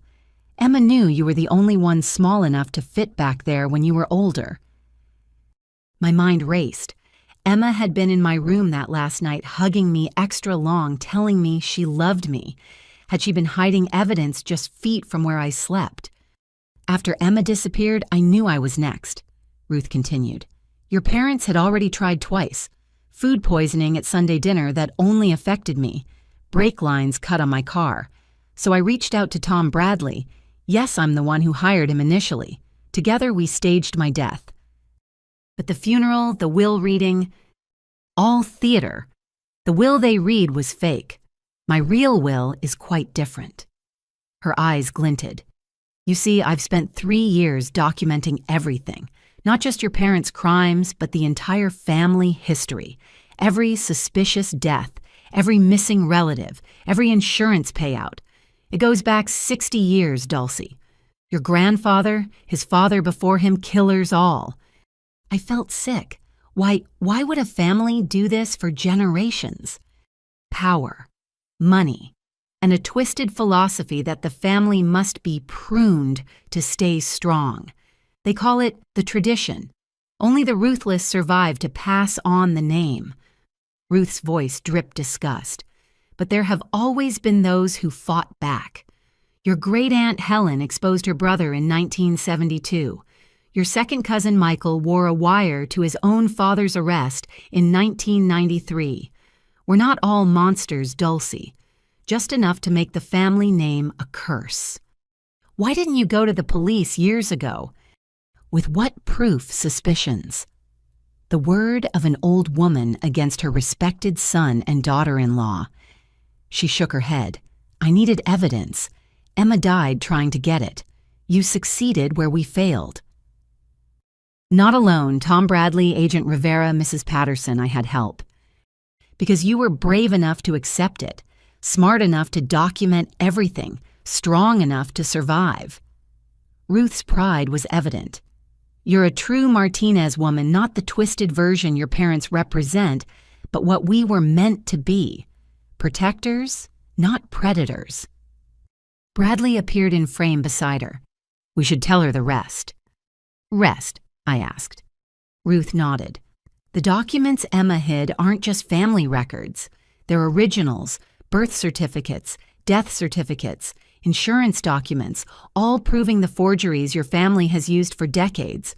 But more importantly, there's a ledger, a complete record of the tradition, written by your great-grandfather, names, dates, methods, and most crucially, where the bodies are hidden. My breath caught. Bodies? Not everyone got public funerals, dear. Some simply moved away or lost touch. The ledger details where they really ended up. Ruth's face was stone. Emma found it all. That's why they had to silence her immediately. If we could get that ledger, it would prove conspiracy going back generations, show pattern and practice, turn individual murders into organized crime. Bradley leaned forward, but we can't legally enter the house to search. Unless I invited you, I said slowly. It was my home, too, my room. Rivera must have been listening because her voice came through the speakers. Absolutely not. We're not sending you back into that house. You wouldn't be sending me. I'd be choosing to go. The plan formed as I spoke. My parents don't know I'm cooperating with you. What if I appeared to break from protective custody, showed up at home playing the prodigal daughter? I could retrieve the documents while wearing a wire. Too dangerous, Bradley said immediately. But Ruth looked thoughtful. It could work. Robert and Linda always underestimate their children. They'd believe Dulcie came crawling back, especially if she seemed properly broken. "Grandma," Bradley protested. "Don't grandma me, Thomas. This is our chance to end it all." She focused on me. "But only if you're certain. This isn't just dangerous, it's the hardest thing you could do. Facing them, pretending to be defeated, when every instinct will scream to run or fight." I thought about Emma dying alone, whether on a cliff or in some trafficking hellhole. About Aunt Maria, whose only crime was inheriting money. About all the names I'd found in my research lives cut short by family tradition. "When?" I asked. "The wedding is in 10 days, Rivera's voice said. "If you're going to do this, it needs to be soon. We need time to analyze whatever you find." "Tomorrow," I said. "Give me tonight to prepare and I'll go tomorrow." Ruth wiped away fresh tears. "You're so much like Emma, so much like your great-grandmother Helen, the ones who fight back. What happened to Helen?" I asked, though I suspected I knew. "Officially, car accident 3 days after she testified against her brother." Ruth's smile was sharp. "Unofficially, she lived another 40 years under a new name in Canada. I visited her every summer until she passed. Natural causes in her sleep, surrounded by the family she built far from the Martinez curse." Hope bloomed in my chest. Some of us escaped. Some of us survived to build new lives. "Dulce," Ruth said softly, "whatever happens, know that I love you, that Emma loved you, that there is good in our bloodline worth saving." "I know, Grandma. I'll get those documents. For Emma, for all of them." The call ended, leaving me alone with the weight of tomorrow's mission. But I wasn't truly alone. Somewhere, my grandmother was alive and fighting for justice. My brother was risking his life maintaining his cover. Mrs. Patterson was protecting other vulnerable kids at the library. Marcus was building a new life at the shelter. And Emma had hidden the keys to bringing down a dynasty of death, trusting her 8-year-old sister would someday be strong enough to find them. Tomorrow I would walk back into hell, but this time I wouldn't be a victim. I'd be an avenging angel with a wire and a mission. The tradition of murder ended with my generation. No more Martinez children would disappear for the crime of existing. No more inheritances built on blood. I spent the night practicing my story, my defeated posture, the tears I'd need to sell my return. By dawn, I was ready. Time to go home. Time to rob my parents of their last secrets. Time to prove that sometimes the pruned branches grow back stronger than the poisoned tree that cut them. The FBI safe house buzzed with activity as dawn broke. Technicians tested tiny recording devices while Rivera's team rehearsed contingency plans. I sat in the center of it all, letting them transform me back into the desperate runaway my parents expected to see. "Your clothes need to look worn but not destroyed," the costume specialist explained, artfully adding stains and tears to thrift store finds. "You've been surviving, not thriving." Bradley paced nervously. "I still think this is too dangerous. What if they drug her? What if they have weapons?" "Every agent in the city will be within 2 minutes of the house," Rivera assured him. "The moment she says our safe word, we move in." "What's the safe word?" I asked. "Volleyball. Natural for you to mention, but specific enough we'll know." Rivera knelt before me. "Dulce, you can back out anytime. Even once you're there, just say the word and we'll extract you." "I won't need it. They want to believe I'm broken. It confirms their worldview that the weak always return to beg for scraps." I thought of my father's cold eyes at the gas station. They'll be so satisfied they won't look closely. The tech team fitted me with 3 separate recording devices, one in my shoe, one sewn into my bra, and one disguised as a button. "Redundancy," the lead tech explained. "If they find one, we still have audio." By noon, I was ready. The plan was simple: approach the house around 2 p.m. when my mother would be home alone. Play the traumatized child who'd learned her lesson. Get to my room, retrieve Emma's hidden documents, and get out. "Your grandmother confirmed the house layout hasn't changed," Rivera said, showing me blueprints. Your room is exactly as you left it. They've kept everything the same, probably expecting you to return eventually. Or wanting to preserve the crime scene for their sick satisfaction, I muttered. The drive to my old neighborhood took 30 minutes but felt like hours. Agent Chen, posing as a social worker, would drop me 3 blocks away. I'd walk the rest, giving our surveillance teams time to position themselves. You're brave, Chen said as we pulled over. Those girls from the trafficking house are safe because you started this chain of events. Remember that if things get hard in there. I squeezed her hand, then stepped onto the familiar sidewalk. Every house triggered memories, birthday parties, Halloween nights, normal childhood moments, before I understood the monster lurking in my own home. The walk cleared my head.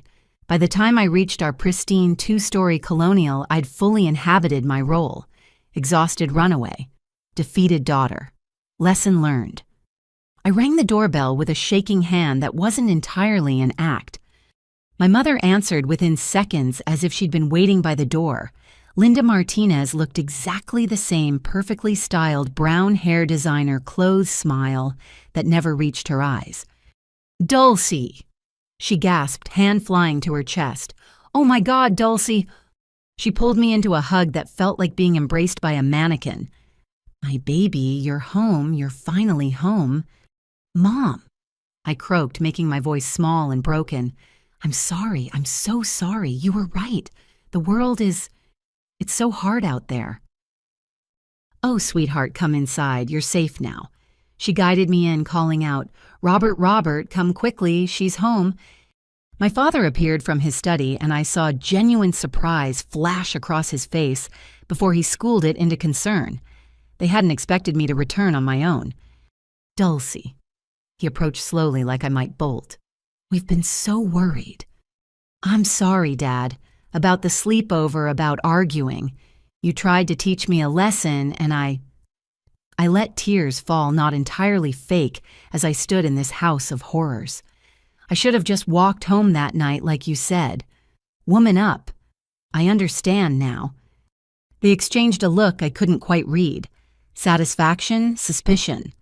"Well, you're home now," Mom said. "That's what matters. You must be exhausted and hungry. Let me make you something." Could I shower first and maybe lie down in my room? I haven't slept in a real bed in so long. Of course. Mom's enthusiasm seemed genuine, but I knew better. She was playing a role too, the relieved mother. "Your room is exactly as you left it. We knew you'd come home eventually." Dad studied me more carefully. "Where have you been, Dulcie?" "We had people looking everywhere. Hiding, shelters sometimes when they didn't ask for ID, behind buildings mostly." I hugged myself, making my voice smaller. "There was this man who said he'd help me, but he wanted things. I ran. I've been running ever since." The lie worked perfectly. They wanted to believe I'd been hurt, traumatized, taught a lesson about disobeying them. "No one will hurt you here," Dad said, and the irony would have been laughable if it weren't so sick. "You're safe with family." I nodded tearfully and headed upstairs. Everything was indeed exactly as I'd left it. Volleyball trophies, school photos, the normalcy I'd never have again. But I wasn't here for nostalgia. The attic access was in my closet ceiling. I stood on my desk chair, pushed aside the panel, and hauled myself up. Dust and insulation filled the cramped space, making me sneeze. Behind the insulation near the south wall, just as Grandma had said. My fingers found a plastic-wrapped bundle wedged between beams. Emma had wrapped it carefully, protecting it from moisture and time. Inside were 3 leather journals and a manila folder stuffed with documents. I opened one journal at random and nearly dropped it. Names, dates, and methods filled every page in my great-grandfather's careful script, a complete record of murders spanning 60 years. The tradition continues. One entry read, "Carlos showed weakness questioning our methods. The family voted. His accident has been arranged."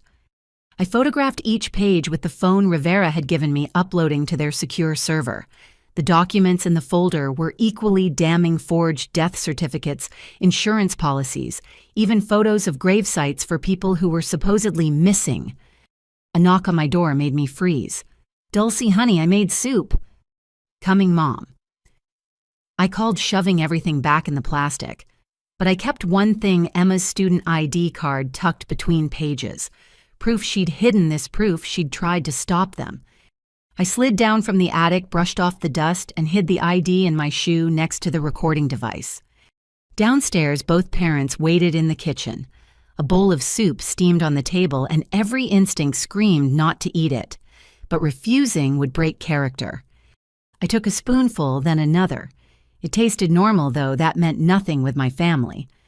So, Dad said casually, "Did anyone help you while you were gone? Anyone we should thank?" A test. No, everyone wanted something in return. Money or other things. I shuddered. I learned not to trust anyone. Hard lesson, but valuable. He seemed satisfied. "Your brother will be happy you're home.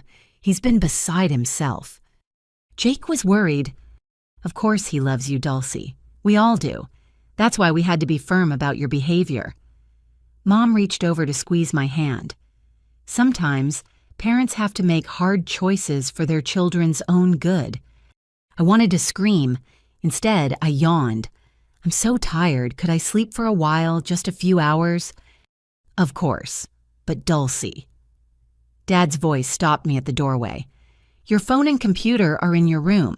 We kept your service active hoping you'd call. Maybe let your friends know you're safe. They've been worried too." Another test. They wanted to see who I'd contact who'd been helping me. "Maybe later," I said vaguely. "Right now I just want to sleep."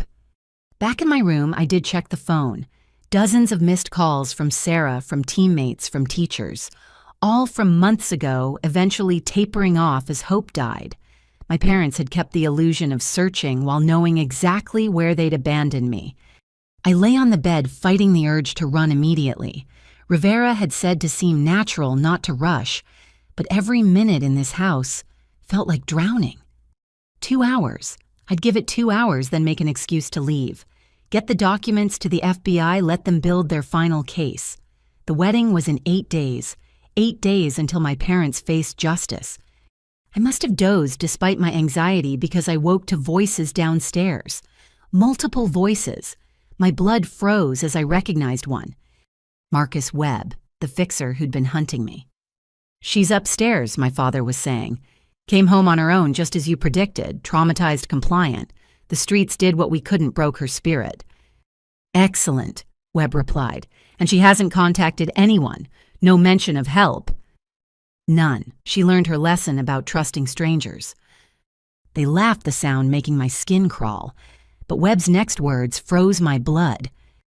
"Good, because we found Nancy's replacement. Someone even better at handling difficult children. They'll be here tonight to collect her."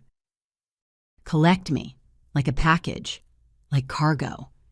My parents were never planning to let me stay. This was just another trap, another abandonment. But this time, I'd disappear forever into some trafficking nightmare. I pulled out my phone, texting Rivera frantically.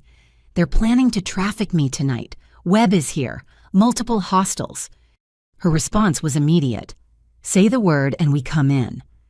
But if we move now, we might lose our chance at the wedding trap. Might not get everyone in the network." "Not yet," I typed. "Let me try something." I crept to the top of the stairs, listening. They were still talking, making plans for my collection and transport. That's when I heard another familiar voice join them. Jake. My brother was there, part of the planning. "I can drug her dinner," he was saying. "Make transport easier." My heart shattered. His guilt, his recordings, his help, had it all been an act? Another family trap. But then I heard something else, a slight emphasis on certain words. "I can drug her dinner, make transport easier."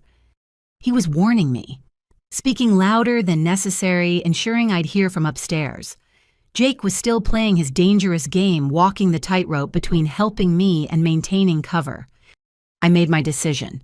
Slipping back to my room, I grabbed the few things that mattered: Emma's ID, my evidence photos uploaded to the FBI cloud. Then I opened my window just as I had 1,000 times, sneaking out for legitimate teenage reasons. The tree outside had grown since my childhood escapes, making the descent easier. I dropped to the ground, adrenaline overriding the pain in my ankles. "Volleyball," I whispered into my hidden mic. "Volleyball, volleyball, volleyball." Then I ran. Behind me, I heard shouting as they discovered my escape. Webb's voice rose above the others, barking orders. But I knew these streets, these yards, these hidden paths between houses. More importantly, I knew FBI agents were converging from every direction. The first patrol car screeched around the corner as I reached the main road. Rivera jumped out, pulling me behind the vehicle as more units arrived. "The documents," she asked urgently. "All photographed and uploaded. 60 years of murders, all documented." I pulled Emma's ID from my shoe. She died trying to expose them, but she succeeded. We succeeded. Rivera spoke into her radio, coordinating the raid. Within minutes, my childhood home was surrounded. My parents, Webb, and several others I didn't recognize were led out in handcuffs. Jake was among them, maintaining his cover to the end. Our eyes met as they put him in a separate car. He nodded slightly, and I knew he'd seen me escape, had bought me time with his warning. "It's over," Bradley said, appearing at my elbow. "You did it." But it wasn't over. The wedding trap still waited. More network members to catch, trials to endure, truth to speak. I clutched Emma's ID card, thinking of all the victims over 60 years. They'd have justice now. The tradition of murder ended here, ended with a 13-year-old girl who refused to disappear. "Thank you," I whispered to my sister's memory. "I found them. I found them all." Rivera put her arm around me, guiding me to safety as evidence teams swarmed my former home. In 8 days, the rest would fall. But tonight, the Martinez murders were finally exposed. The tradition was broken, and I was finally truly free. The arrest of my parents made the evening news, but the FBI kept most details sealed to protect the ongoing investigation. I watched from a new safe house as reporters stood outside my childhood home, speculating about the shocking allegations against the respected Martinez family. If only they knew the full truth. What I didn't expect was the phone call that came the next morning. "Dulcie." The voice was professional but warm. "My name is Christina Chen. I'm an investigative journalist with Channel 7. I know you're probably being told not to talk to media, but I need you to hear me out. I was Emma's roommate at State College." I nearly dropped the phone. Emma's roommate for 6 months before she disappeared. She was my best friend, and I never believed the runaway story. "I've been investigating your family for 3 years. I have something you need to see." Rivera, listening on speaker, nodded her approval. Within an hour, Christina arrived at the safe house under FBI escort. She was young, maybe 25, with intense eyes and an armload of files. "Emma was scared those last few weeks." She began without preamble. "She'd found something in your grandmother's papers during spring break. She wouldn't tell me what, but she started recording conversations with your parents." My heart raced. "She made recordings." Christina pulled out a laptop. "She uploaded them to a cloud account I helped her set up. Your parents never knew.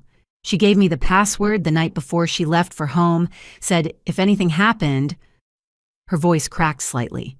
"I've been gathering evidence ever since." The first recording made me sick. My mother's voice discussing Emma with someone I didn't recognize. "She's been asking questions about Maria. We may need to accelerate the timeline."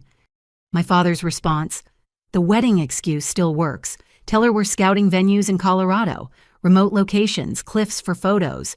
She'll never suspect." "They planned it," I whispered, "weeks in advance." "There's more," Christina said grimly. "Emma wasn't just investigating. She was documenting everything in real time." She pulled up videos Emma had secretly recorded on her phone. Family dinners where my parents casually discussed problem relatives. Planning sessions disguised as normal conversation. In one video, I saw my 8-year-old self in the background playing with dolls while my parents discussed Aunt Maria's accident at the kitchen table. I'd been right there, too young to understand the monsters I lived with. "Why didn't you go to police?" Rivera asked. Christina's expression hardened. I tried. The detective I spoke to was golf buddies with your father. My concerns were dismissed, and suddenly I was facing harassment charges for stalking a grieving family. I had to back off work in the shadows. But you kept investigating. I couldn't let Emma down. I knew something terrible had happened to her. She pulled out a map marked with red X's. I've tracked everywhere your parents traveled in the past decade. Every family vacation corresponds with a relative's death or disappearance. But this is what made me call you. She showed me a list of wedding vendors my parents had contacted, florists, caterers, venues. Normal, except for one detail: they'd all been involved in previous events where relatives had died. The caterer from your Aunt Maria's birthday party before her accident, the hotel where your cousin Stephen had his heart attack at 32. They're recreating successful murder scenarios using people who've kept quiet before. Rivera immediately got on the phone sharing this information with her team. The wedding trap had just become even more critical. There's something else, Christina said, turning to me. I want to run an exclusive story. Tonight. Let the public know what's really happening before your parents' lawyers can spin it. Absolutely not, Rivera said. We can't compromise the investigation. Actually, I said slowly, what if we could use this control the narrative before my parents do? Bradley, who'd been quiet until now, leaned forward. She has a point. Your parents are well connected. Their lawyers are probably already working on a counter-narrative. Troubled teen makes wild accusations. Grief-stricken parents wrongly accused. But if the truth comes out first, I looked at Christina. You have Emma's recordings, her videos, proof this goes back years. Rivera made more phone calls. An hour of heated discussion with her superiors followed. Finally, she turned back to us. We'll allow a limited interview. No details about the wedding operation, nothing that compromises ongoing investigations. Focus on Emma on the historical pattern. Make it clear this isn't just about you, it's about decades of murders. Christina set up her equipment in the safe house living room. She was gentle but thorough, walking me through my story. The abandonment, the discovery of the pattern, finding allies who believed me. When we got to Emma, I broke down. She tried to stop them. She knew they were killers and tried to gather evidence. They murdered her for it. I looked directly at the camera. My sister died trying to protect future victims. I'm finishing what she started. Christina asked about the documents I'd found, careful not to reveal specifics. Is it true there's evidence going back generations?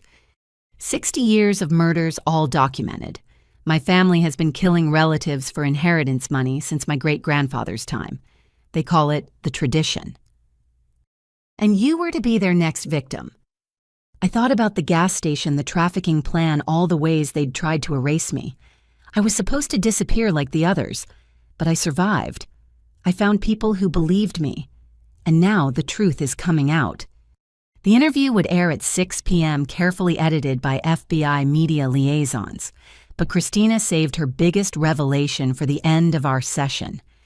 I've been in contact with other families, she said. Other people who lost relatives to suspicious accidents who were told they were crazy for questioning it. 12 families, Dulcie, all connected to yours through marriage or business, all with similar stories.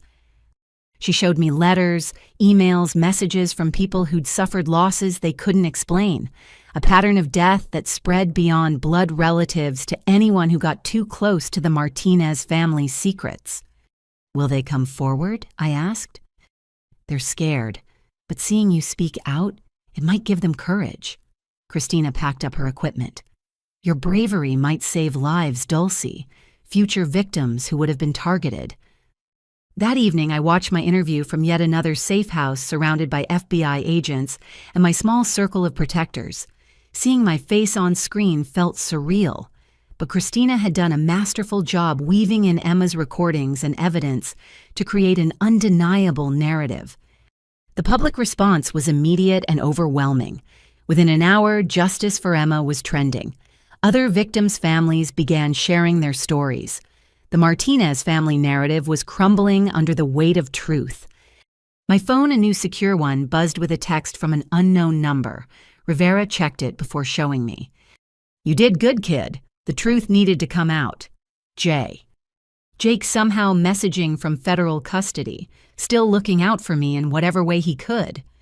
But the media storm brought unexpected consequences. By morning, 3 more suspects had fled, apparently warned by the broadcast. The wedding guest list was shrinking as co-conspirators panicked. "We're moving up the timeline," Rivera announced. "The wedding trap happens in 3 days. Can you handle testifying that soon?" 3 days to prepare for facing a room full of killers. 3 days until the final confrontation. "I'll be ready," I said. Christina's story had opened the floodgates. More journalists picked up the thread. Documentarians called. The secret massacre my family had conducted for decades was finally in the light.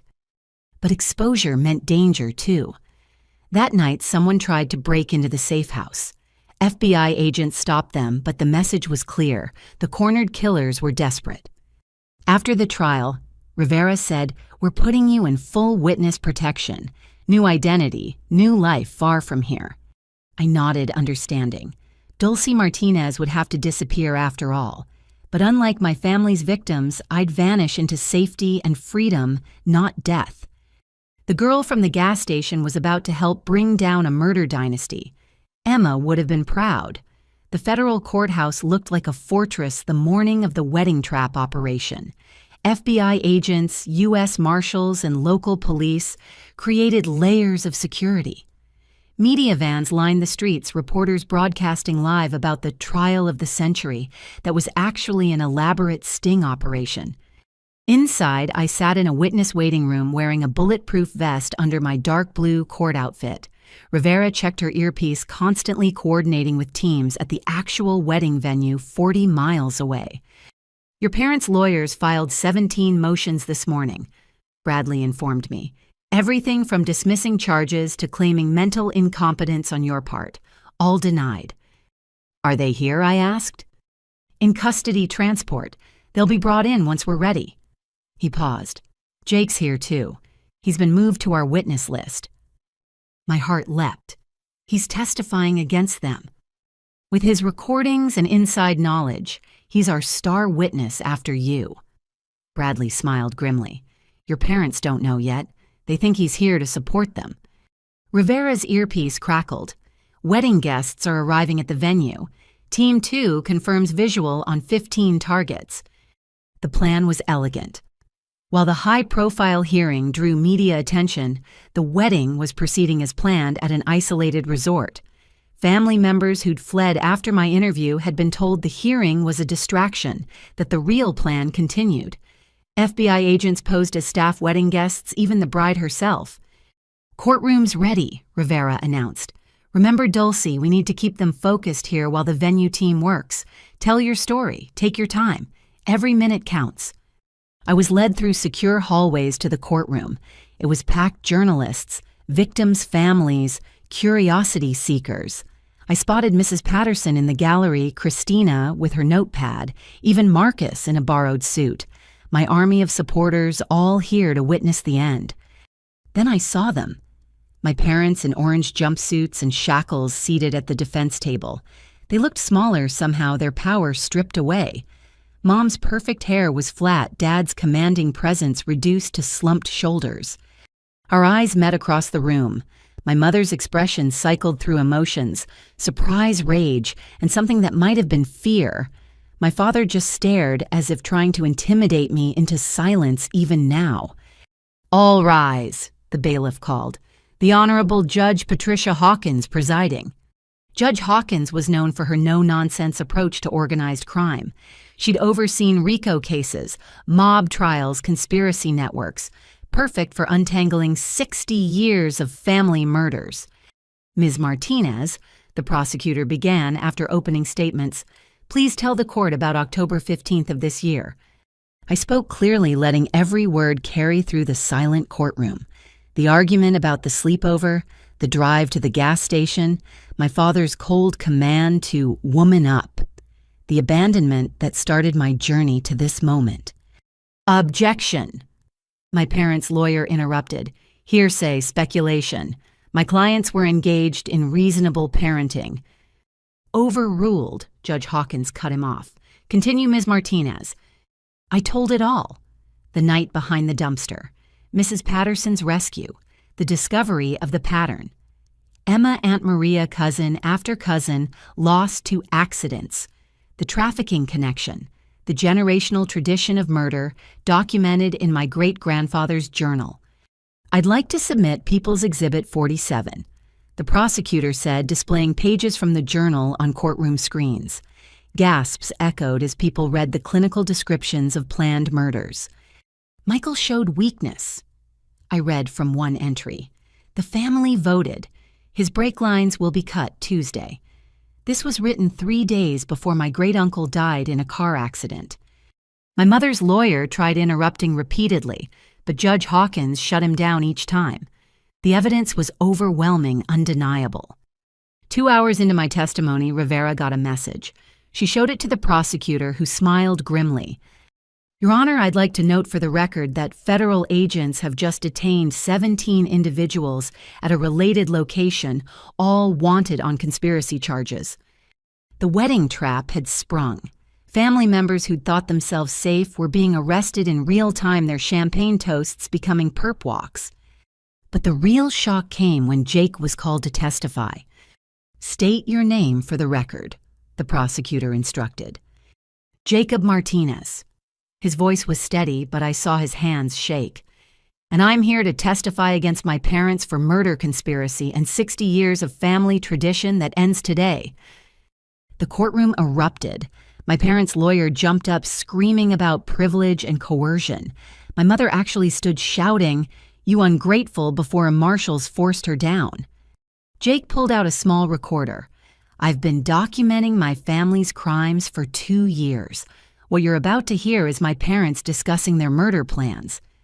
The recordings played in devastating clarity. My parents discussing Emma's death like a business transaction, planning my abandonment, celebrating successful murders. Most damning was a conversation from just last week. Mom's voice, "If Dulcie surfaces at the trial, we have backup plans. The judge, the prosecutor, even that journalist, all problems can be solved." Dad's response, "The tradition continues no matter what. We have people in place." "Bailiffs secure the defendants," Judge Hawkins ordered sharply. Extra marshals surrounded my parents. "Your Honor," the prosecutor said, "given this evidence of ongoing conspiracy and threats against court officials, the government requests immediate protective custody for all witnesses and enhanced security measures." Granted, this court is in recess. Marshals sweep this building. Nobody leaves until cleared. The security sweep found 2 individuals in the gallery with weapons. Both were connected to my family's network. The tradition had nearly claimed more victims in the very halls of justice. When court resumed, my mother made one last desperate play. She stood, tears streaming down her face, the first genuine emotion I'd seen from her in years. "Dulcie, please," she cried. "We're your parents. We love you. This is all a misunderstanding. These people have poisoned you against us. Come home, baby. Let us explain." I met her gaze steadily. "You left me at a gas station to die. You murdered Emma. You killed dozens of family members for money. The only poison in our family is the tradition you upheld. You ungrateful little—" Her mask finally slipped completely. "We gave you everything, private schools, nice clothes, a future, and you betrayed us for what to end up some nobody in witness protection. You could have inherited millions." "Millions built on murder," I replied. "I'd rather be a nobody with a clean conscience than a rich killer like you." Judge Hawkins had heard enough. Based on the evidence presented, including verified recordings, documented conspiracies spanning 60 years, and the ongoing threat to witnesses, this court finds sufficient cause to proceed with all charges. The defendants will be held without bail. But the biggest surprise was yet to come. As marshals prepared to lead my parents away, the courtroom doors opened. A woman in a wheelchair was brought in, her face scarred but unmistakable to those who knew her. "Your Honor," the prosecutor said, "the government would like to introduce one more witness. Emma Martinez, previously thought deceased, recovered from an attempted murder by her parents 5 years ago." The courtroom exploded. I couldn't breathe, couldn't think. Emma alive. But I'd mourned her, carried her memory like a sacred weight. My sister, scarred in a wheelchair but gloriously alive, met my eyes across the room. "Hi, baby sister," she mouthed. I ran to her, collapsed beside the wheelchair, sobbing as her arms wrapped around me. She was real, solid, alive. "I'm sorry," she whispered. "I had to stay hidden until we could get them all, but I watched over you, always." My parents were screaming, their lawyers shouting about mistrial and manufactured evidence, but nothing could stop the truth now. "She survived the push off the cliff," the prosecutor explained to the stunned courtroom. "Hikers found her, got her to a hospital. The FBI placed her in protective custody when she revealed the murder attempt. She's been helping build this case ever since, waiting for enough evidence to ensure conviction." Emma took the stand, was lifted to it, her legs too damaged to walk. Her testimony was devastating. She described the moment our father pushed her, our mother's cold smile as she fell. The months of recovery, learning she'd never walk properly again. The decision to let them think they'd succeeded while gathering evidence. "I knew they'd target Dulcie eventually," she said, looking at me with tears in her eyes. "When they abandoned her at that gas station, I nearly broke cover. But we needed them to believe they'd won, needed them confident enough to make mistakes." By the end of the day, the case was ironclad. My parents faced life sentences. The network of killers was shattered, its members arrested at the fake wedding or fleeing into FBI dragnets. But for me, only one thing mattered: Emma was alive. Damage changed, but alive. As we left the courthouse together, Emma in her wheelchair, me walking beside her, surrounded by federal protection reporters, shouted questions. We ignored them all. "So," Emma said as we reached the secure van, "ready to disappear again, this time together?" I squeezed her hand. Together sounds perfect. The tradition was broken. The killers were caught. And against all odds, both Martinez sisters had survived to see justice done. Our parents had tried to prune us from the family tree. Instead, we'd cut out the rot and planted something new, a future free from murder lies and the poisonous tradition that nearly destroyed us both. The safe house felt different with Emma there. For 3 days after the court hearing, we barely left each other's sight. I kept touching her hand, her face, making sure she was real. 5 years of grief don't just evaporate because someone walks back into your life, even if they wheel in.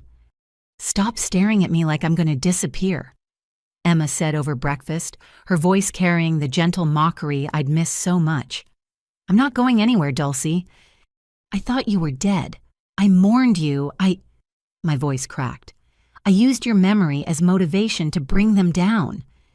"I know." Her expression softened. "Agent Rivera showed me everything. The girl who got left at a gas station became a warrior. I'm so proud of you." But there was still so much I didn't understand. That evening, with Rivera and Bradley present to fill in gaps, Emma finally told her whole story. "I'd been investigating for months before that trip," she began. "Found the journals you eventually discovered documented the pattern. I was planning to go to the FBI the Monday after that weekend, but Sunday morning, Mom suggested a family drive to look at wedding venues in Colorado." "For whose wedding?" "Mine, supposedly. They'd decided I was getting too independent, too dangerous. The wedding story was covered just like with Jake." Emma's hands clenched in her lap. "The cliff overlook was beautiful," romantic Mom said. "Perfect for photos. Dad kept positioning me closer to the edge, talking about the view." She paused, taking a shaky breath. I saw it in his eyes the moment before he did it. Just emptiness. Like I was a problem to solve, not his daughter. I tried to dodge, but he was too fast. The push sent me over. "How did you survive?" "Luck. Branches. A ledge about 20 feet down caught me, broke the fall into segments. But my legs..." She gestured at the wheelchair. Shattered. Spine damaged. The hikers who found me said I was unconscious for hours. Rivera took over. The hospital contacted us when Emma woke up. She was terrified her parents would come finish the job, insisted we check their alibis. When we discovered they'd already reported her as a runaway, filed insurance claims, we knew she was telling the truth. But why not arrest them then? I asked. No evidence, Emma said bitterly. My word against theirs. They'd played grieving parents perfectly, even had witnesses who'd seen them searching the area after I wandered off. Without more proof, it would have been dismissed as a troubled teen's desperate lie. So the FBI hid you. Witness protection off the books. New name, new life, intensive physical therapy. Emma's smile was sad. Sarah Chen, that's what they called me. I watched from afar as our parents collected my life insurance, played the victims. Wanted to scream the truth, but knew they'd just kill more people if I surfaced. Bradley pulled out a tablet showing surveillance footage. Emma's been our silent partner for 3 years. Every lead I developed, she verified. Every pattern you found, she documented first. When you survived their abandonment attempt, she nearly broke cover. I was watching the library cameras, Emma admitted.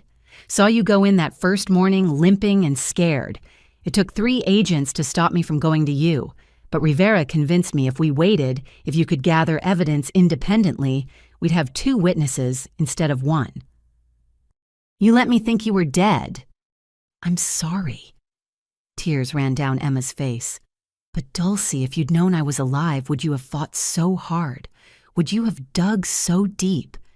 Your genuine grief and anger made you unstoppable, made you believable. Even our parents couldn't dismiss you as a conspirator because you truly thought I was gone. I wanted to be angry but couldn't. She was right. My pain had driven me to take risks a hopeful person wouldn't have taken. There's more, Rivera said. Emma didn't just hide. She's been building a legal case, studying law through correspondence courses. She's 3 months from a degree. I'm going to prosecute them, Emma said fiercely. Every conspirator, every enabler. I'll spend the rest of my life making sure no family suffers like ours did. The tradition dies with our generation, but justice continues. Together, I asked. If you'll have me, though you might not once you hear the rest. Emma looked uncomfortable. I've been in contact with someone you know, Marcus. My head snapped up. What? After he helped you that first night, I made sure he found that youth shelter. Anonymous tip about a bed opening up small cash donation to get him started. I couldn't help you directly, but I could help the boy who saved you. You've been watching over both of us. All of us. Jake, too. Those donations he made to runaway shelters, I suggested them through intermediaries, guided him toward redemption. Even Mrs. Patterson, when the library faced budget cuts last year, an anonymous grant saved the youth programs. Couldn't let the woman who sheltered you lose her ability to help others. I stared at my sister, seeing her clearly for the first time. Not just a victim who survived, but a guardian angel working from the shadows. You built a network to counter theirs, I breathed. Someone had to. Our family spent 60 years creating a murder machine. I've spent 5 years building a justice network to destroy it. She rolled closer to me. But I'm tired of shadows, Dulcie, ready to step into the light. The question is, what do you want? Witness protection means new identities, new lives. We can disappear together, start fresh, anywhere. I thought about it. Dulcie Martinez, the volleyball player with normal teenage problems, was gone. The girl who'd survived the gas station was gone too. In their place sat someone harder, sadder, but infinitely stronger. What about everyone else, Marcus, Mrs. Patterson, Christina? They'll be protected but not relocated. Their connection to the case is peripheral. Ours. Emma gestured between us. We're the heart of it. The surviving victims who brought down a dynasty.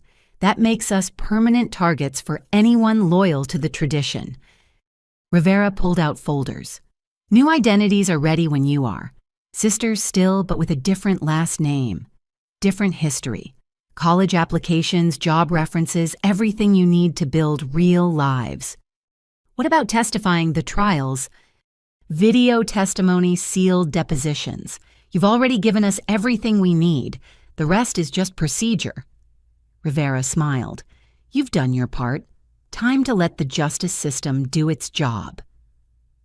That night, Emma and I stayed up talking, filling in 5 years of gaps. She told me about the physical therapy the nights she'd cried wanting to contact me, the strange freedom of being legally dead. I told her about the gas station, Marcus's kindness, Mrs. Patterson's basement sanctuary.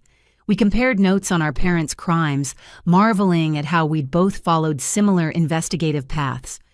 You know what the sick part is, Emma said around 3 a.m. I think they were proud when you survived the gas station. Not happy, but proud. You proved you were a true Martinez, ruthless enough to endure anything. Except I used that ruthlessness against them. The ultimate irony. They created their own destroyer by trying to destroy you. She yawned. Though I guess I helped. Those survival skills, that determination you got, that from knowing you had a sister who loved you even if you thought I was gone. Don't you dare take credit for my badassery, I mock protested. I earned every bit of it behind that dumpster. We actually laughed for the first time since reuniting. It felt strange but necessary, like using atrophied muscles. By morning we'd decided. New names, new city, new lives, but together. The Martinez sisters would vanish, replaced by 2 young women with unremarkable backgrounds and remarkable resilience.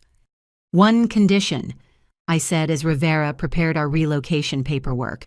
We stay involved in the trials. Video testimony, depositions, whatever's needed. Our parents stole 60 years of lives. We owe those victims justice. And after, Emma asked. After we live. Really live. Not just survive or hide, but build something good. Maybe help other victims of family violence. Use what we've learned. I squeezed her hand. The tradition ends, but our story continues. Rivera handed us our new documents. Different names, but the same unbreakable bond. We'd been forged in abandonment and murder attempts tempered by years apart, but emerged stronger than our parents could have imagined. Ready? Emma asked as federal marshals prepared to drive us to our new lives. Together, I responded. Always. The girl abandoned at the gas station was gone. The girl who died on a cliff was gone. In their place, 2 sisters rolled and walked toward a future free from tradition, but full of purpose. Our parents had tried to prune us from the family tree. Instead, we'd become seeds carried on the wind, ready to plant something entirely new. The wedding still happened in a way. 3 weeks after Emma's dramatic court appearance, Jake married Amanda Torres in a small ceremony at the Federal Detention Center, where he was being held for his own protection. I watched through a video link from our secure location, Emma beside me in her wheelchair. "Do you, Jacob Martinez, take this woman to be your lawfully wedded wife?" the chaplain asked. "I do," Jake said, his voice steady despite the circumstances. It should have been absurd, a wedding in a jail visitor room, the groom in custody, FBI agents as witnesses. But when Amanda said her vows, her voice carried something I hadn't expected, genuine emotion. Jake Ma Rivera explained later that day visiting our temporary safe house has been instrumental in unraveling the network. His recordings combined with what you and Emma provided have led to 47 arrests so far. 47, Emma breathed. The tradition was bigger than just your family. Connected families across 5 states, all running similar operations. Your parents were regional leaders in a murder syndicate that's operated since the 1960s. Rivera pulled out her tablet, showing us charts that looked like corporate hierarchies. 60 years of murders, all connected, all following the same playbook your great-grandfather wrote. The revelation should have shocked me, but I was beyond surprise. Of course it was bigger. Evil that's systematic doesn't exist in isolation. "What about Amanda?" I asked. "Jake's wife, she's really FBI." Rivera smiled. "That's what makes this interesting. She was undercover, yes, assigned to get close to Jake 2 years ago, but But she fell in love with him, Emma finished. Classic. More complicated than that. Rivera pulled up Amanda's file. Agent Torres specialized in infiltrating organized crime families. She was supposed to gather evidence on Jake, flip him if possible. Instead, she discovered he was already documenting crimes, wrestling with guilt, trying to find a way out. The video link crackled back to life. Jake and Amanda sat across from each other at a metal table, holding hands despite the handcuffs. "I need to tell you something," Amanda was saying, "about why I really stayed." Jake tensed. "If this is where you reveal you're pregnant or dying or—" "No." She laughed, surprising them both. "Nothing that dramatic. I stayed because I saw who you really were, not the killer your parents wanted, not the coward you believed yourself to be. I saw a man trying to break a generational curse." "I let them kill Emma," Jake said flatly. "You were 15 and terrified. You've punished yourself every day since." Amanda leaned forward. "But you also recorded them. Protected Sarah when they threatened her. Helped Dulcie escape. You've been fighting them the only way you knew how."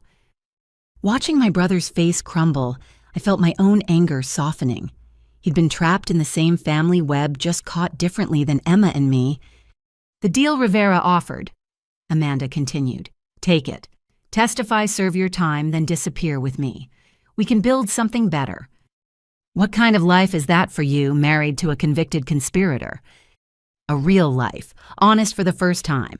She squeezed his hands. "I've spent 5 years pretending to be someone else. I'm tired of lies. Aren't you?" Emma gripped my hand as we watched. Our brother, complicit but repentant, guilty but not irredeemable, sat at his own crossroads. "Yes," Jake finally whispered. "God, yes." Rivera turned off the feed, giving them privacy. "He'll serve 3 years, possibly 2, with good behavior. Amanda's agreed to resign from the Bureau, start fresh with him after. Your grandmother's legitimate inheritance will be divided between you and Emma. Jake's renounced his share." "Grandma," I said suddenly, "is she watching all this?" "Every moment," Rivera confirmed. "She's in a secure facility helping prosecutors understand 60 years of financial crimes. Did you know your family's murder profits funded 12 legitimate businesses, all being seized now?" The scope kept expanding. Every thread pulled revealed 10 more. Our parents hadn't just killed for inheritance, they'd built an empire on blood money. That evening, a package arrived through secure channels. Inside was a letter in Jake's handwriting. "Dulcie and Emma, I don't expect forgiveness. I failed you both in unforgivable ways, but I want you to know every recording I made, every document I preserved, I did thinking of you, hoping someday it might protect you or bring you justice." Amanda helped me see that redemption isn't about erasing the past, but building a better future. I'll spend whatever time I have left doing that. The tradition dies with us. Let something better grow. Your brother, if you'll still have me, Jake. Emma read it twice, then looked at me. "What do you think?" I paused, sorting through complicated emotions. "I think people aren't just one thing. Jake was weak when it mattered most, but he's been strong since. Maybe that's enough." Forgiveness. Not yet, maybe not ever completely, but acknowledgement that he's trying, that I can do. Rivera's phone buzzed. She checked it and smiled. "Speaking of trying, Marcus sends his regards. He's starting community college next month. Wants to become a social worker. Help street kids like you. Helped him." "I helped him," I laughed. "He saved my life that first night." "And you saved his by exposing the trafficking ring, the shelter he's at. It only had funding because the FBI redirected seized assets from your family's crimes. Full circle." Everything connected. Every action rippled outward. Our parents' evil had created unexpected good survivors, helping survivors, justice funding redemption. "There's a request from Christina Chen," Rivera continued. "She's working on a documentary about generational trauma and breaking cycles of violence. Wants to interview you both whenever you're ready." "After," Emma said firmly. After the trials, after we're settled, this story needs an ending before it becomes history. But I wondered if stories like ours ever really ended. The tradition was broken, yes. The murders stopped, the network dismantled. But the effects would ripple for generations. Every life saved, every survivor who found strength, every family that didn't lose a loved one to greed, all of it grew from that night at the gas station. The wedding venue? I asked suddenly. The trap one. What happened to it? Rivera grinned. Funny story. The FBI had to pay for the whole fake wedding to maintain cover. Beautiful venue, top shelf, catering the works. So after arresting everyone, we donated the reception to a local foster kids organization. Figured abused children deserved something beautiful after what your family put them through. I imagined it kids who'd survived their own traumas dancing where killers had planned to strike. Another reversal evil transformed to good. Jake chose right, Emma said quietly that night as we prepared for bed in our safe house.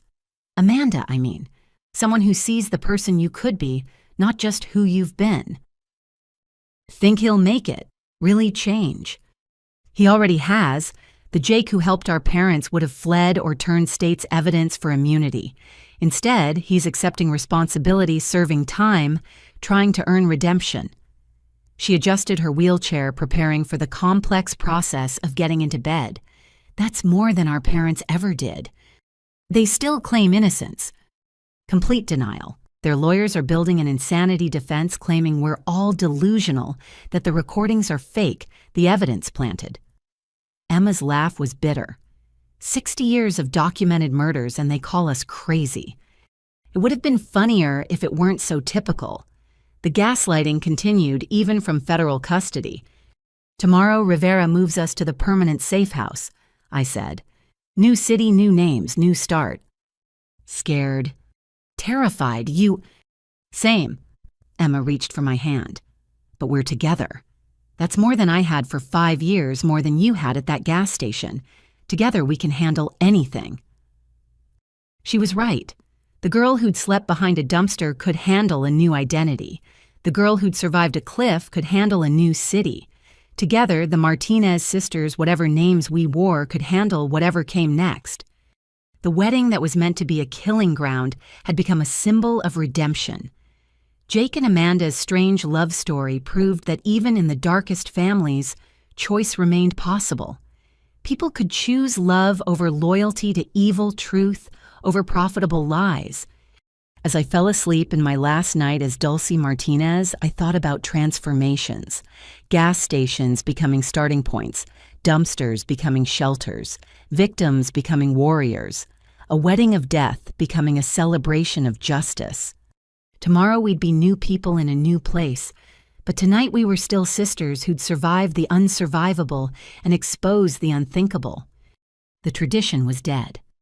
Our transformation was just beginning.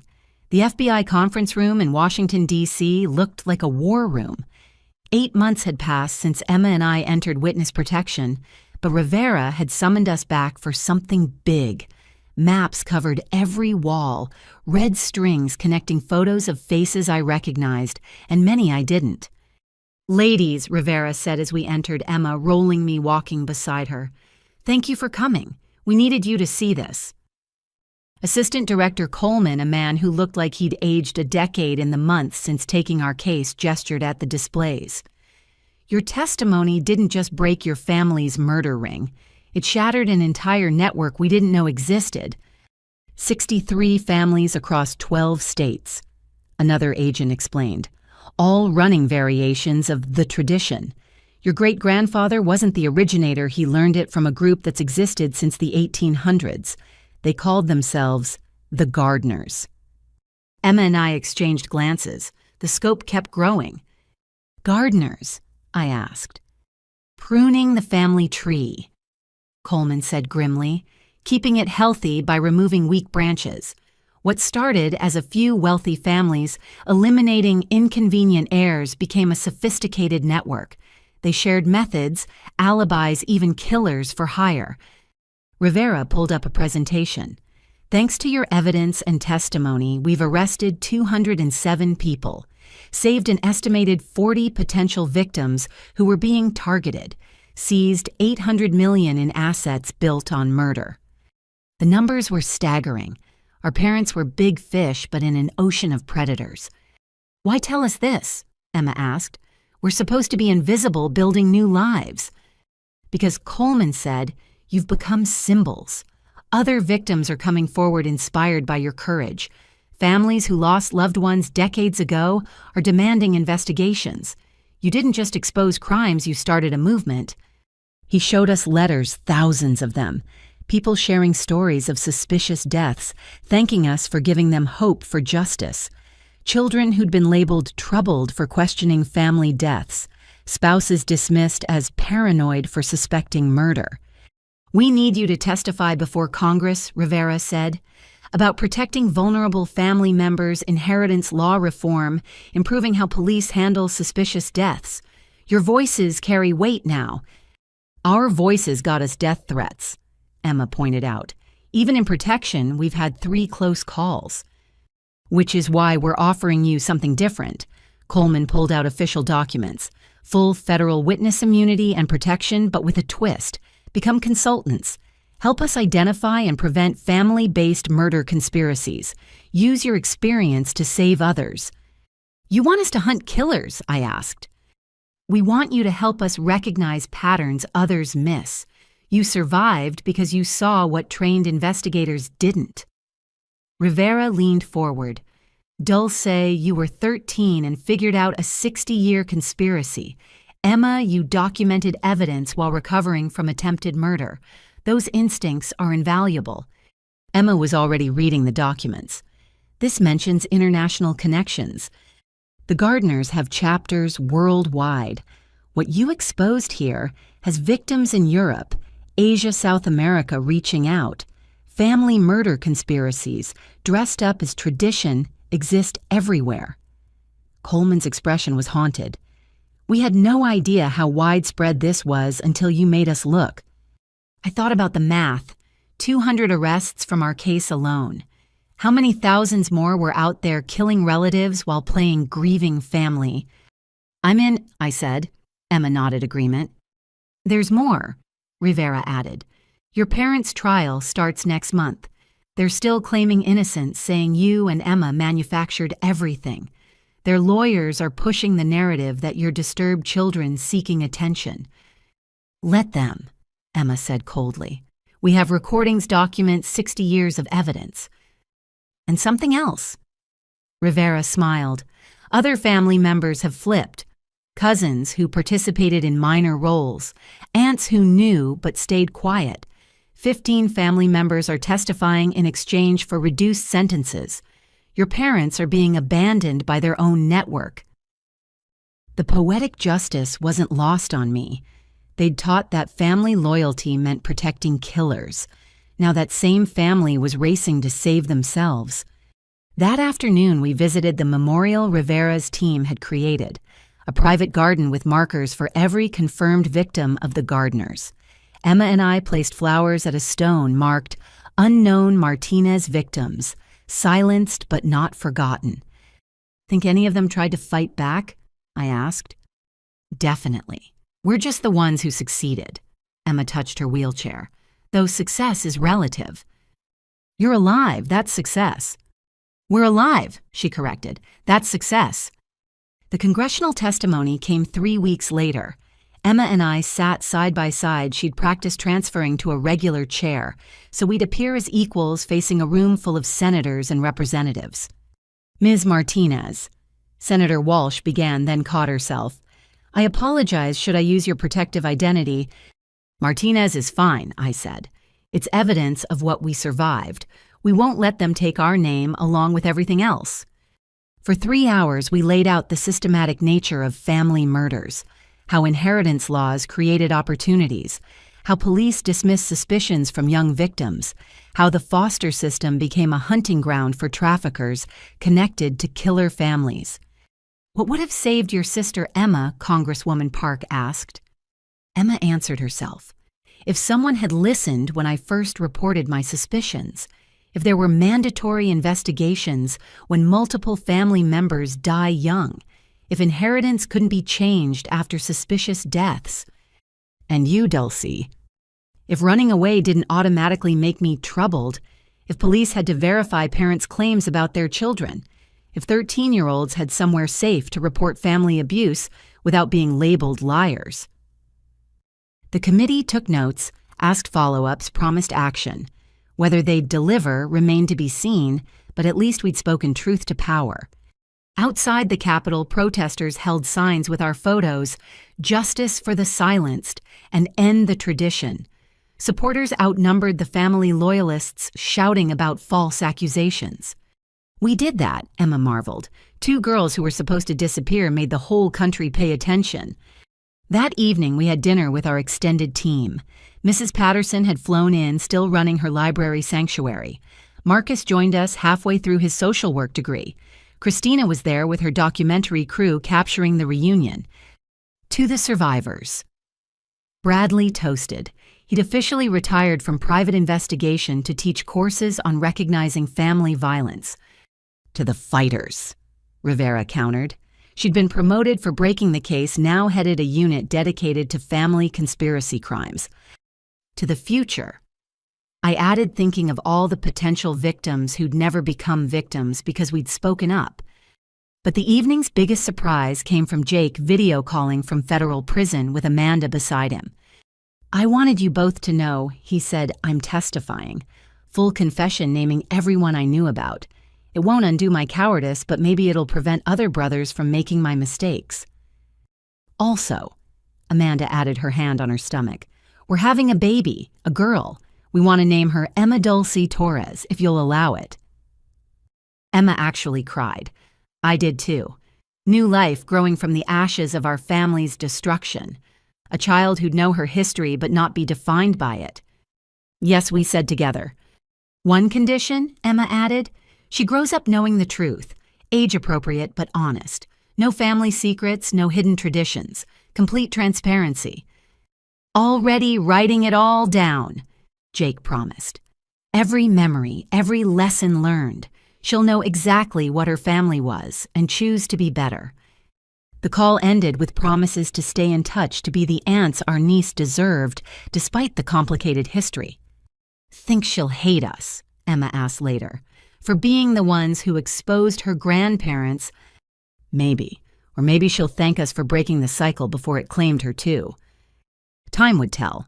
But that night, surrounded by chosen family instead of blood relatives, I felt something I hadn't experienced since that October evening at the gas station Wholeness. The next morning brought news that shook even our hardened hearts. 43 more arrests overnight, including a federal judge and 2 police commissioners who'd helped cover family murders for decades. The network's reach into law enforcement explained why so many suspicious deaths went uninvestigated. "This is why we need you," Coleman said, calling with updates. "You understand how they think, how they operate. Help us train investigators to see what you saw." "When do we start?" Emma asked. "Monday, if you're ready. Full benefits, protective custody, maintained, working with a team of analysts to identify potential family conspiracies before they turn deadly. From victims to warriors to protectors, our evolution continued." The girl abandoned at a gas station was gone, replaced by a federal consultant who'd saved dozens of lives. The girl pushed off a cliff had become an advocate for justice. Together, we were rewriting what it meant to be Martinez women. "Our parents would hate this," I told Emma as we prepared for our new roles. "Us using their name to destroy everything they built." "Good. Let them watch from prison as we dismantle their legacy piece by piece." The tradition had created us, shaped us through trauma and attempted murder. But we'd transformed that darkness into purpose. Every life we saved, every conspiracy we exposed, every survivor we empowered was a victory over the philosophy that nearly destroyed us. The gardeners thought they were cultivating strength by pruning the weak. They'd forgotten that pruned branches can take root and grow into something entirely new, something stronger. Something better. Something that would outlast their poisonous tradition by generations. 17 years later, I stood in my office looking out at the Los Angeles skyline. The nameplate on my desk read Director Dulcie Morrison, the identity I'd worn for almost 2 decades. But everyone here knew my real name, my real story. It was required reading for every employee at the Ruth Foundation. The foundation occupied 3 floors of a modern building downtown. What started as a small nonprofit had grown into the nation's largest support network for runaway youth and family violence survivors. 10,000 kids helped and counting. Director Morrison. My assistant's voice came through the intercom. Your 9 o'clock is here. Send them in, Keisha. The door opened to reveal a teenage girl, maybe 14, with the same haunted look I'd once worn. Behind her, one of our outreach counselors nodded encouragingly. This is Alyssa, the counselor said. Found her at Union Station. Says her parents left her there yesterday. They told police she's a chronic runaway. The parallels hit like a punch. I came around the desk, sitting in the chair beside Alyssa instead of behind my barrier of authority. Hi, Alyssa. I'm Dulcie. I know this is scary, but you're safe now. I pulled out my phone, showing her an old photo. See this girl? That was me at 13. My parents left me at a gas station 60 miles from home. Also told police I was a runaway. Alyssa's eyes widened. You're the one from the documentary, The Martinez Sisters. That's me, which means I know exactly what you're going through, and I know we can help. For the next hour, I listened to Alyssa's story. The pattern was achingly familiar parents who'd systematically isolated her suspicious deaths of relatives who might have helped inheritance she didn't know she stood to receive. Another family following the tradition, though they probably didn't even know the name. We'll handle this, I promised her. Legal protection, safe housing, and investigators who specialize in family conspiracies. You don't have to fight alone. After Alyssa was settled with our youth counselors, I headed to the conference room. Emma was already there, having rolled in from her office next door, where she served as chief legal counsel. The years had been kind to us both, success and safety aging us gracefully. Another Gardner family, she asked. Looking like it. I've already notified Rivera's team at the FBI. Agent Rivera, now Deputy Director Rivera, had become family over the years. She'd stood as witness at both our real weddings been there, when Emma's surgery gave her partial mobility, back celebrated every milestone of our rebuilt lives. Speaking of family, Emma said Jake's flight lands at 2. You're still picking them up. Wouldn't miss it. My brother had served his full sentence, rebuilt his life with Amanda in Portland. They ran a small cybersecurity firm using skills learned, documenting our parents' crimes to help other whistleblowers protect evidence. Their daughter, Emma Dulcie Torres, ED to everyone, was 17 now and had just been accepted to Stanford. She wants to be a prosecutor, Emma laughed. Says Aunt Emma inspired her to fight for justice through law. Better than following the other family tradition that died with our parents. Robert and Linda Martinez had been convicted on all counts, life sentences with no possibility of parole. They died in prison within 3 years of each other. Mom from a stroke, dad from what the official report called complications from an altercation with another inmate. The unofficial word was that even hardened criminals didn't tolerate child killers. I'd felt nothing. No grief, no satisfaction, just a quiet closing of a chapter that had already ended the night they drove away from that gas station. Mrs. Patterson called. Emma continued. The library's youth shelter is at capacity again. She's requesting additional funding. Approve it, whatever she needs. Margaret Patterson was 78 now, but still fierce. The library had become a model for community-based intervention, saving countless kids who might otherwise have disappeared into trafficking or worse. She'd won presidential medals for her service, all stemming from the day she'd hidden a scared 13-year-old in her basement. My phone buzzed with a message from Marcus Chen, Dr. Marcus Chen, now running a clinic for homeless youth in Seattle. He'd attached a photo of his latest success story, twin brothers 15, who'd escaped an abusive home and found shelter through the network we'd all helped build. Still saving lives from that first night. Emma observed, reading over my shoulder. We all are. The ripples keep spreading.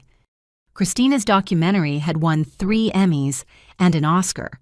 More importantly, it had saved lives by teaching people to recognize the signs of family conspiracies. She still called monthly, working on a follow-up about breaking generational trauma.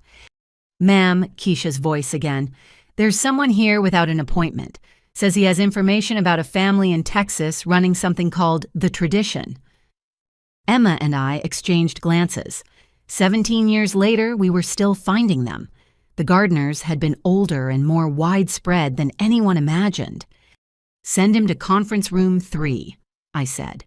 And contact the FBI liaison. We've got another one.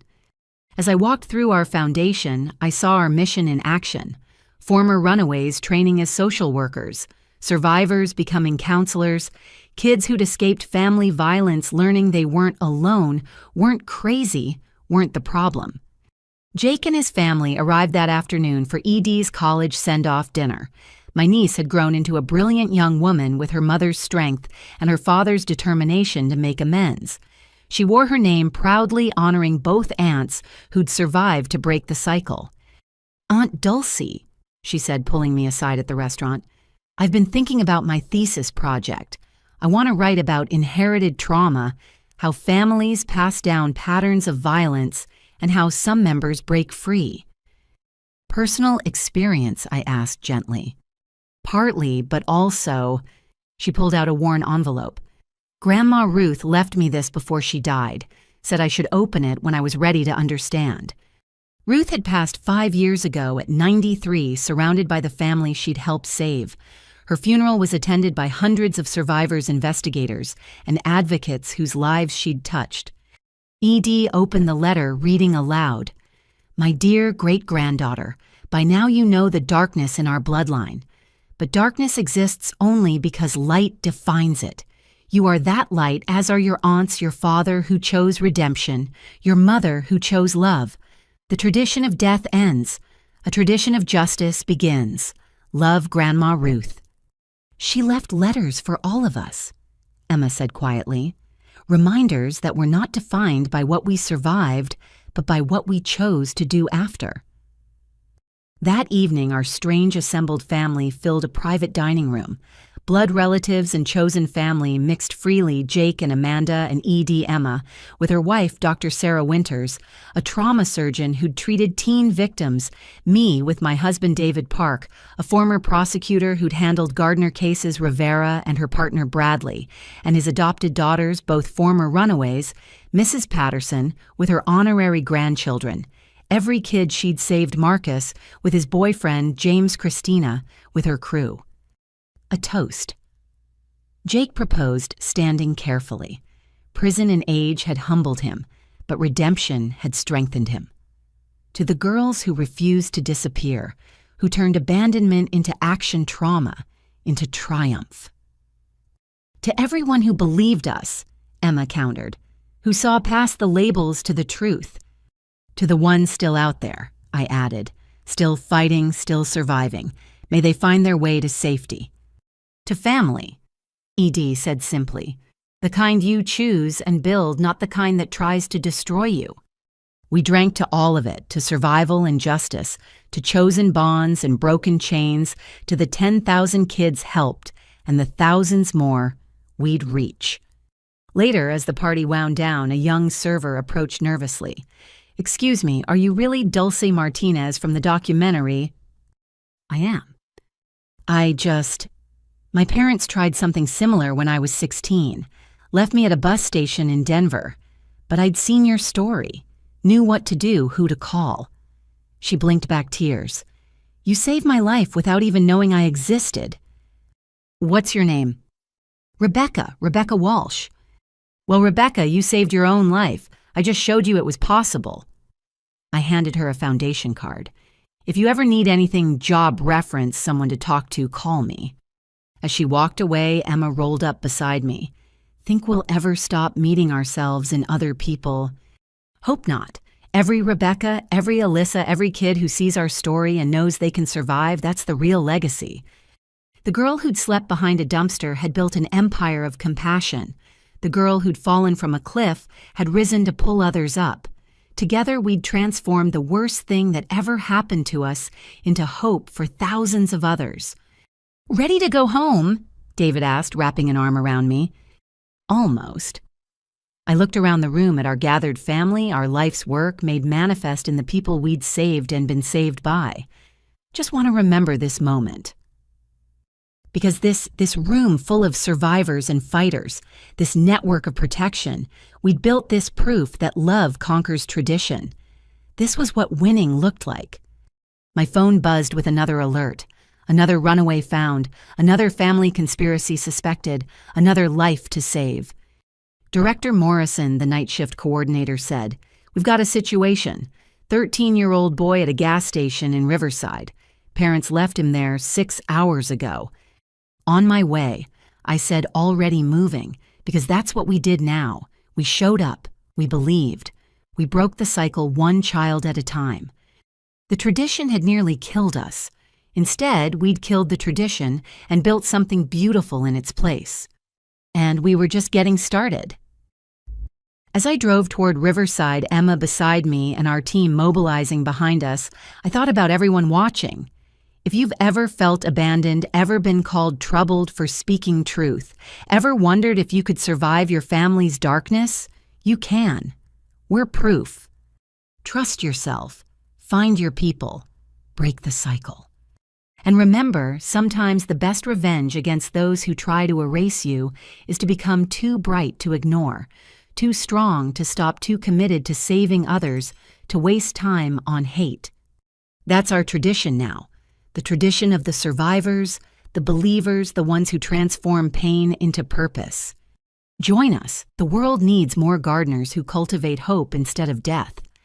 Because every child deserves what I found that night behind the dumpster, the knowledge that tomorrow could be better, that strangers could become family, that the girl who was told to woman up would grow up to catch the ones who told her that.